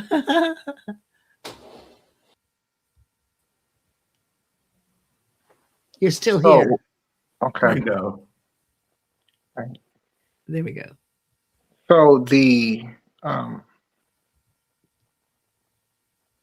fake it till you make it, the fake positivity is toxic, and then comparing it to something that is really being said but not being quite understood, which is the becoming it so that you can become it. You become it first in your being, in your vibrational being, and then you experience it in your reflection, in your, which we're calling our physical reality. Fake positivity, anything fake is toxic. Faith is not fake. Faith is embracing. So the practice is not fake it. The practice is become it. And then the reality will reflect it. Now, you remind me of the be do have, the have be do model. So most people say, and I think you may know about this, just, well, when I have money, I want to build a business and then I'll be a CEO. My dream is to be a CEO, but first I got to have the money, then I'll build the business, then I'll become the CEO. This is not right. This is not the way to do it. This is to be the CEO, which is what you're talking about. Take on being the character, or having the characteristics of a CEO. Then build your business and the money will come. To your point, right? It is being and becoming that thing you want to be first. Would you agree, Fred? I would agree. Becoming it in multiple levels. I normally address it from the being first, becoming it internally first. When, before we accomplish anything, before any titles come, before anything else happens, before you're a millionaire, before you were CEO on paper, everything happened here within you first. Yes. So you become aligned internally. To become aligned internally is to pour from that space that you were discussing, that we were all discussing. And then I'm saying you have to make your mind up. Like we're saying choose. Okay, but choice is definitely our key. We must choose it. Mm-hmm. But to make your mind up means this. I have made my mind up. Therefore, whatever else is inviting, that's totally fine. But I've already made my mind up. So when you make your mind up, the invites that are saying what you can, what you not, are the fears. In our boardroom, you influence them and you remove them. Let me influence you and quiet you down. Yeah. And now I'm going to put somebody else in that place.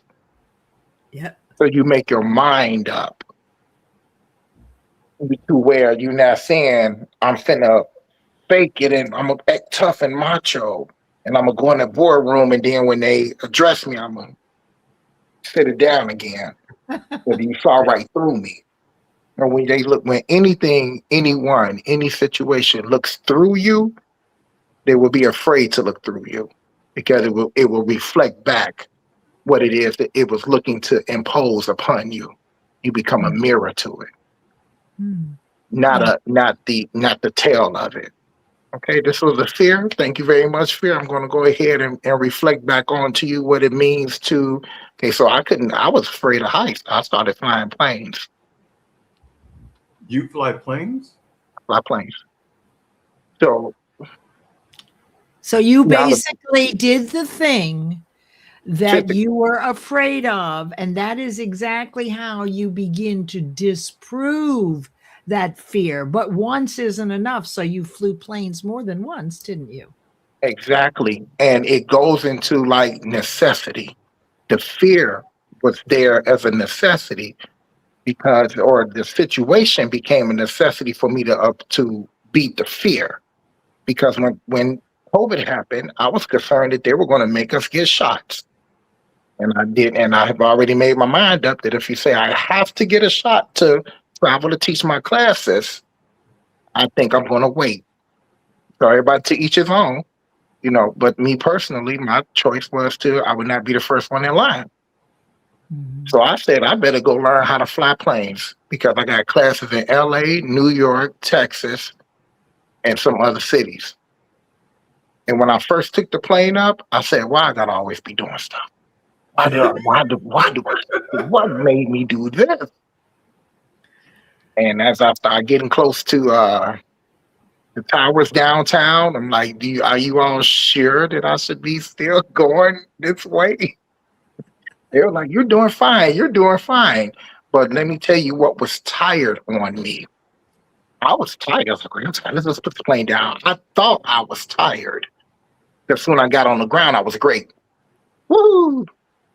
What was tired on me was my nervous system. Mm. We're not tired. We're not old. Our nervous systems get worn. You're strong. We're stronger than what we were when we were younger. We're not older and weaker. We have wisdom. We have the experiences that we didn't have when we was 20. Our experiences in our 20 are our experiences now. Mhm, mhm, mhm, mhm. So what Absolutely. we whooped in the tail and what we kicked when we were younger, what will make us think at any point of time that we won't kick it now. But you got to put the nervous system at ease. Start with your breathing. Actually, I use breathing, but I don't have so much now. But friend Catherine Chadwick shared with me how to breathe when I would have heart palpitations. She knows all about the vagus nerve, right, and how to reset my vagus nerve. So it started with thinking, what am I going to do to alleviate this? I'm learning something else, and that is how to breathe to stop the heart palpitations and learning about the vagus nerve. So everything begins with a choice of what you choose to think. Wouldn't you say, Fred? I think that's wonderful in the sense of you were able to recognize the relationship with a physical activity that Mhm, affected the mental mindset and the mental mindset that affected the physical activity. mhm, You mhm, saw how it works, and that becomes an example to us of what you are saying in your mind, where you are telling yourself the story. If you're going to take the journey of, I'm going to take the journey of healing, you will acquire the healing Mm. because absolutely. it's rigged in your favor. Oh, I just thought of something really fun. I think you guys would like. And I don't know why I brought it up. Well, I do know why. So when I first started teaching this work about 20 years ago, one of my clients grew up in Texas with the children next door of Jose Silva. Now, for those of you who don't know who Jose Silva is, He was the father of mind controls, the Silva mind control method. And I believe now that Mind Valley has purchased the Silva material. And I did the certification about 15 years ago. And let me just tell you, so this client of mine grew up, and Jose Silva was a Mexican American, and his children were getting ready to go to school, and he knew things were not in his children's favor. So he created this whole system of stepping into your subconscious mind, okay, and creating through visualization realistic environments, one of which is to heal, which I learned with this. So what happens is I learned how to create a set point in a wall before I learned to do it in humans. I could actually create through visualization what it's like at a certain point in the wall, behind the wall. Okay, and this is how psychics do distance healings. And the last thing we did during this certification was I had to heal someone I didn't know. And all I knew was the woman was 65 years old and she'd been a house cleaner, right? That's what she did. So anyway, what I was supposed to do was scan her body from the inside. So starting with her feet. And of course, she had been cleaning houses. So it was no problem when I said she has a lot of calluses on her feet, but I'm inside her feet. Okay. I am inside her body visually. And I said, oh, she has a lot of calluses on her feet. No big deal, right? I mean, anybody could have calluses. So then I went up her body and I went behind her lungs and her neck. And I said, she is getting over a cold or a lung infection, because I could see the congestion from inside. But again, then anybody could have that, right? So easy to disprove, until I went inside her head, and behind her eyes from the inside, I saw cobwebs, the kind of cobwebs you'd see that they used to use to when you were a kid and you're out in the woods and you cut yourself. The cobwebs, if you put it on the cut, it bound together the skin, right? And so I saw cobwebs behind this woman's eyes. And when the process was finished, indeed, she had been working for years. She did indeed have a cold or an upper respiratory thing. And this was his aunt, by the way. She had just finished cataract surgery. How would I know that? What did I see? I saw the healing. So there is a lot there. The universe and God gave us gifts that we're still uncovering. And when you can do what I just described to you, there is no limit, right? No limit. Every great thing that was created by man was done without knowing how. Every single one, right? And so what I'm saying to you is that you create your cause in the matter of your life. You are the source. You have the universe as your co-creator. And I believe that God, the universe, energy, however you want to look at it, is already within us in our conscious mind. That is the whisper of the universe. That is intuition. That is when you go to bed at night with a question on your mind or a problem that you've had, and you wake up in the morning and you have the answer. It's the only time the universe can get into your mind, when your fears are sleeping, because they are loud and they are dominant. They will stop you in a heartbeat to do anything new that you want to do. And so the universe is already with us. We're co-creators. everything we do, we create with the universe through alignment, to honor Fred's work, through being aligned with the universe and the higher vibration. You can be, do, or have anything you want without violating the rights of others. The end. The the Reiki, the advanced Reiki can lead into more of the studies in that.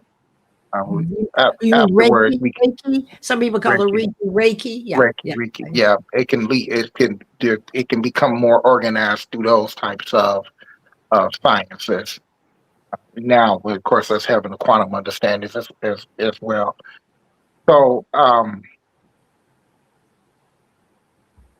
alignment, it's exactly the same. Whatever you're aligned in is what you're creating in. It is becoming aware of alignment and then directing alignment.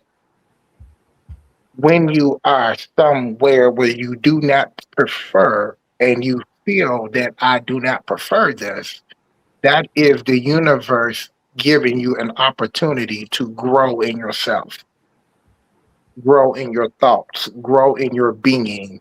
That is the universe saying it is time for you to learn it is time for you to change your narrative. Like Mhm. Leslie is saying, tell yourself another story.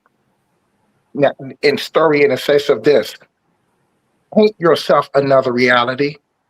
So Yes. there's a scripture that says that we live in a blueprint. This is a blueprint. If this is the blueprint, we are painting the colors in the blueprint. Mhm. We have that much power to where we are sending out messages, signals on different levels. The chances of you having someone like me and Leslie on the same call in this form of a dynamic is very, very, very, very, very, very rare. So something called, and in the recognition of there is an intelligence that created our intelligence. If we're intelligent and we were created and we have the ability to create, there is an intelligence that is more intelligent than ours. The alignment of recognizing that intelligence is smarter than you, Mhm. and it is pulling you, not kicking you. You're kicking you because you're being pulled. Don't pull me. Let me become stable, not in growth. Growth is the stability of growth. You have to move on. When the baby outgrows the cradle, don't get mad at the cradle. And the baby now tell the baby don't get mad at the cradle. It is time for evolution, That's right. time for Nice. forward growth. And then when you the baby that outgrew the cradle, don't get back in the cradle. It is time for evolution. We Mhm. can never step back into them other years. We can never do why? Why step back into 2018, 2019? Don't even step back into the great years. Oh, these years that were so good for me, gone. Why? Because it's time for something new. I agree with that. And I Mhm. feel And that. then when it's time to outgrow the cradle, don't get mad at the cradle. Don't say it's the situation. It's the growth. Because we can all say, everybody, every last person, all of us, no one is there. Not there. You're not there till you done and you evolved and you done. And you come up out of Oh, this form of life. But we're never there. The there is the awareness of the continuous growth. And if Mhm. you come set, how you gonna grow? It don't look the way it used to look. It used to be better than this. I want that again. Absolutely not. Why? Because you were called for something more. Right. Absolutely. And don't get mad at the cradle about how the cradle used to be comfortable. I want my cradle. No, it's time for your house. It's time to take your It's time for your stability in self, where you recognize it. The more you recognize it, the more you will interpret your reality proper. Not proper. You will interpret your reality based on what you are recognizing within yourself. Understood. It is only a reflection based on how we define things. This has And been telling yourself the stories, giving yourself the new narratives, you start the new thinking patterns. When I started taking the investment licenses, I felt the neurological changes taking place in my head in my relationship with money. I physically felt them because it was a new thinking process. It was a new, different series, a process. When we have a thought, the brain fires up in sequences. No two people have the same two firing sequences. It's just like fingerprints. But you have so many other neurological connections that needs to be learned how to be fired up. But when you stay in one place, you can't discover the rest of those connections. And the only way you're going to discover them, uncomfortableness. Because it gets so they're uncomfortable, but you don't have to make being uncomfortable your enemy. It becomes your assistant. This is uncomfortable. Why? Because I'm about to come into a new understanding, into a new position, into a new reality that is advancing me, not degrading me. 100. Leslie Flowers, Sensei Fred, I think this has been an amazing conversation. It has. Fred, if you want to stay on a little bit, and I know you have a lot to say. Leslie, I remember I told you that we would be done by 5:45. Yeah, I'm Now, 6 done. o'clock. I'm done. I want to cook dinner, and it's been a lot of fun. And gosh, thanks everybody for being here. I hope you got a lot of that. You had some, if you inspired with one or two ideas that you take and process. And it was just wonderful being here with Fred. While I could talk forever, I got a show tomorrow morning, and, Yeah. and I get to do this Mondays and Fridays at 11 a.m. Eastern. And it's what keeps me young. It really is that I've been teaching this for over 20 years or 18 years. And so, everything I teach, I do. I'll never be perfect, but What? I will say, and I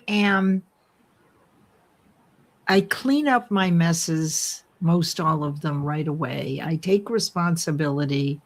That's one of my mantras. I'm not perfect at it, but we aspire to higher awareness. We're not perfect, but if you screw up, apologize and move on. Absolutely. That's Absolutely. my philosophy. So I don't know how much more. I'm kind of thinking about what I want for dinner. What about you guys? I get you. I want to say this to everyone out there, Sure. and to you, Leslie and Fred. I use myself as an example. Mhm. And so my life is great, but I have moments, and I share those moments for conversation, and then to kind of say, hey, I really felt this in this moment. And so I don't want people to take away from this that I'm a mess. I am evolving and becoming, and every day is a new challenge, and I'm taking it 1 minute at a time. Leslie, we're going to go ahead and let you go. Okay. Go ahead and cook dinner. Fred, you want to stay for a second? We can close Yeah, out. that's fine. Okay. Leslie, it is a truly, truly a treat to hear you. I'm looking forward to our conversation. Thank you so much. Thank you so much. You're going to continue then? You guys are going to continue talking? All right. Yeah. We'll go a little bit. We're Okay. gonna keep on hammering a little bit, but that was that was a lot. It It was a was lot. a lot. It's a lot, lot. and we will find, you and I, Fred, and you too, Bill, that we are pretty tired tonight because this kind of this thinking Yeah. is, while it's stimulating, it takes something to talk this way and banter about and share, what we know. And I found it a very good investment of my time being here today. And I Thank really want to you. thank you for inviting me and allowing me to share what I love and what Fred loves. And hope it makes a difference for people. I think it definitely will. I appreciate it. All right, I'm going to step away. Thank you, guys. Thank you, Leslie.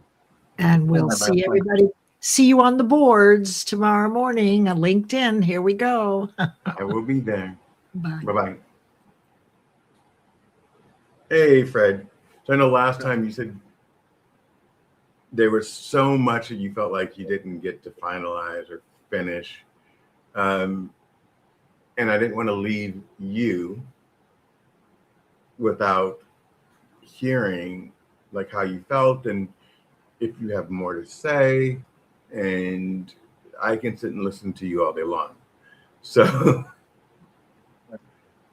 But you are with your statement of what your representation is, and you don't want the people to believe something. You are bringing forward an opportunity for people to be able to possibly hear perspectives that can possibly change their lives. absolutely. So it has absolutely nothing to do with, of course, what anyone might think. You have more gratitude, if anything. Thank you. I So appreciate that. there were and there are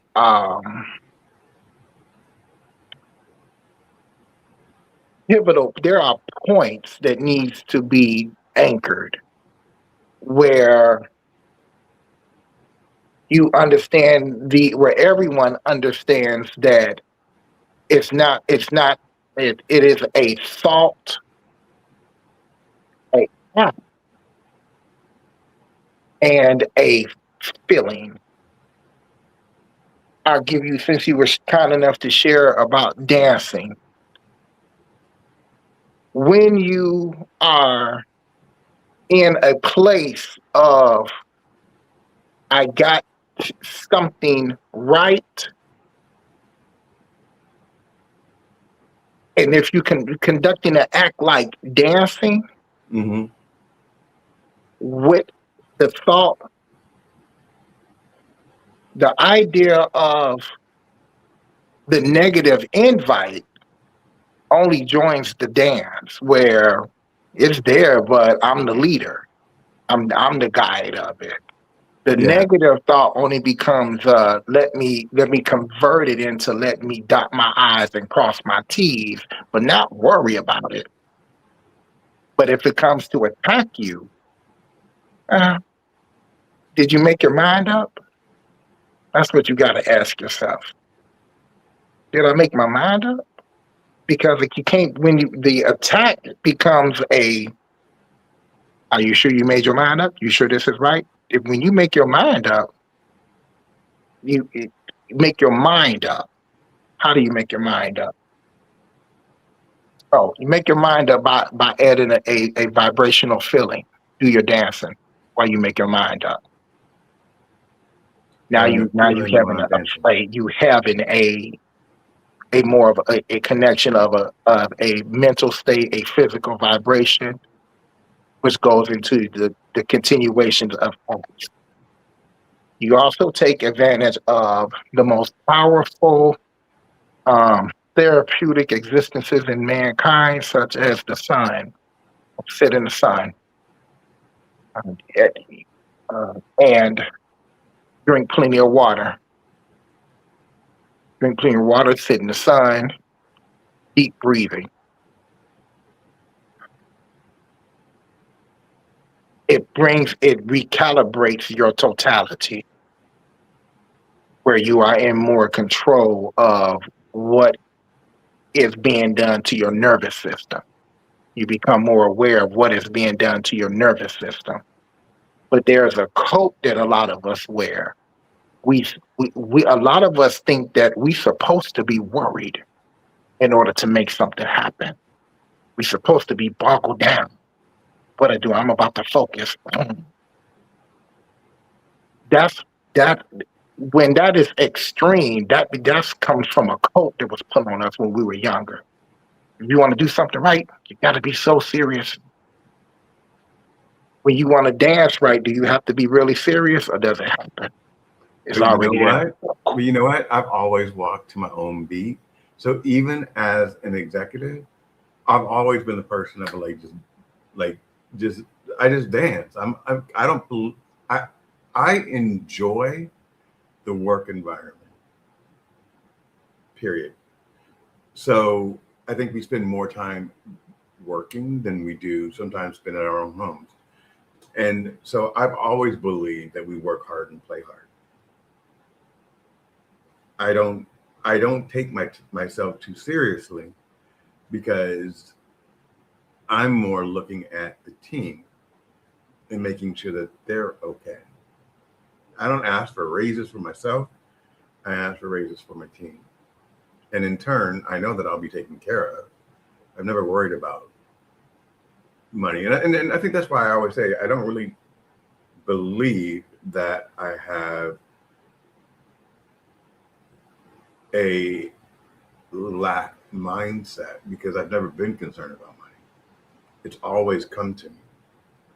But right now, I am stressed. But let's talk about Gregory Liverpool real quick, and then you can talk to me about what I just said. Cool? So Gregory said, people don't apologize to others when they're in the wrong. They would gaslight an apology out of you to stroke their egos. Here's what I'm going to say about that, Greg. I feel that strongly. And the reason why I feel that strongly is in my life, I've always felt two things. You don't need to psychoanalyze this, but I've always felt disposable, which means that once people get what they need out of me, that I can be disposed of. But that comes from my childhood, right? If you think about that, Fred, I'm done with him. He can go here, he can go there. And I've always felt like people tend to overstep or maybe step on my toes. And I always end up apologizing for it. And that's getting really, really tired because I feel like I go above and beyond for everyone around me. And I take relationships very seriously. And I think that sometimes people owe me an apology and they just don't ever step up and do it. They're like, why are you in your feelings? Okay, well, you just,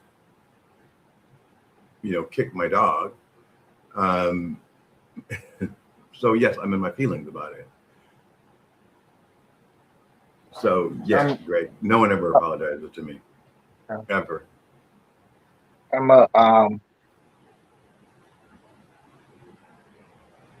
I'm gonna address something, and then I think I'm gonna have to go ahead and get moving a little bit. Okay, cool. So, expecting an apology is a waste of time. Absolutely. And an apology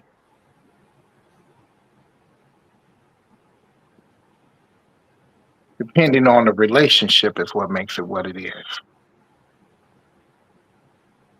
Yeah, So, I mean, don't apologize if you don't know what you did, because then don't apologize. Don't apologize for the sake of apologizing, right. And don't want an apology because your feelings hurt.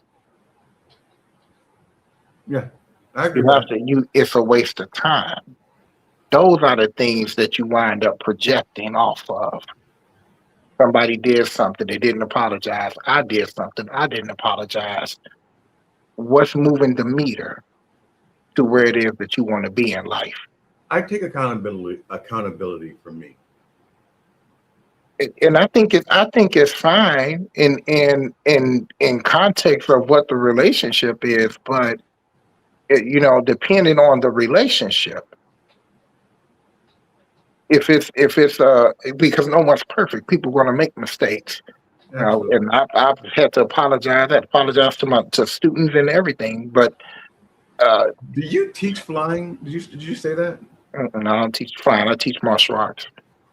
Um, let's just understand the importance of, even in being aligned, when you understand that what people do to and for others, they do to and for themselves. It's not what you done, what a person do to you. Everybody do everything to themselves. Again, in contact. Yeah. So you wanna be able to make sure that you are not putting yourself in a position in which your nervous system is subjected to somebody else move. That right there. Because what you do to and for others, you do to and for yourself. When you start making your apologies and accepting, and making an apology is from realization. I realize. Absolutely. I realize. And And when you if I- apologize, it's really for yourself. So because the other person has an opportunity to accept it or not. But when you are aligned, you already accepted the apology and moved on, because you know that people don't have the realization of it yet. right. Yeah. So I think apologizing to me means taking accountability. So if I've said something or done something that has offended somebody, regardless of whether or not it was intentional or not, I like to discuss it and say, hey, let's fix this, because let's not hold on to miscommunication, so that we can move forward together. Because relationships, my relationship with you is important to me. I don't know you, but I want to make sure that you're safe. I care about you. I care that you're living right, and you're eating right, and that you're leading your abundant life, and all the things that you want for yourself. I don't take any relationship as a transaction. I take it as a connection. Okay. We get to define them. You put your own universe together. Everybody's in their own existence. And it's about learning that, becoming the master of your own existence, where you recognize yourself as the head and not the tail. That's why the statement about the apology is you're letting someone apologize so that they can resolve things for themselves. If they apologize to you and that's now resolved something for you, you are still giving power to other people. Got it. Like, oh, well, this person apologized, so now my life is better. I let this person apologize so that they can move on. Because I've already moved on. Because I understood that they didn't understand. Right. And then when it's me, okay, I hope they understood that I didn't understand. Right. I get it. 100%. Okay. Yeah. Well, let's wrap this down. In order to practice is the unification of your entire self. You are to have not only a thought, you also to combine that thought into a form of a physical expression, which gives you a feeling. That feeling and that thought is done in an application toward what it is that you're working on. Feel good in your body about it. Feel good in your breathing about it. To start dealing with the invites, focus on your breathing. Even when it comes, and you feel here's it come, focus on your breathing. Got it. And then start directing your internal existence. Start being that God inside. We were created in the image. You're the one in charge in there. Beautiful. Okay. Well, I hope we have shared some words, and I hope people were able to experience things that were beneficial. It's very beneficial for me. I appreciate you all and your time. I appreciate you. Everyone, I have Thursday at 1 p.m. I'm having a show with Paul Thomas and Dr. Cambria about healthcare in America. And Paul Thomas has just gotten back from DC fighting for our health rights. And I appreciate every single one of you. Oh, and my PayPal is at William Rochelle 153, $5, whatever you guys want to donate. It all goes a long way. I appreciate it. And the only reason why I'm saying that is because I recognize that all the big guys out there always say, hey, support my Substack, support this. So support me on PayPal, $5, $10. I appreciate you, Sensei Fred Jordan, and I will see you soon. Okay. Have a wonderful day. Good night, everyone. Bye.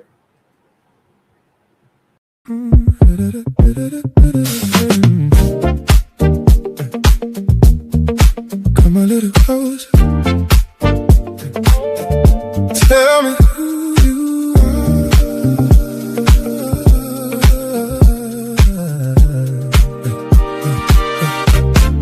Come a little closer.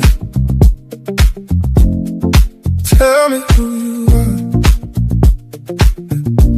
Not the face you show the world. Show me where you are. Tell me what you lived through. Tell me how you grew. Show me how the fire came and made a light in you. Will we connect where the real comes through? Where the heart speaks loud and I can feel you. Will we connect? Bring your dream and drive. Bring your truth and grace. Bring your soul alive. Cause somebody out here needs the words you say. And somebody out here needs your light today. You can bring your story. You can bring your name. You can bring the side of you that rose above the pain. Every scar can teach us. Every loss can lead. What you thought was just survival might be what I need. Or will we connect where the real comes through? Where the heart speaks loud and I can feel you.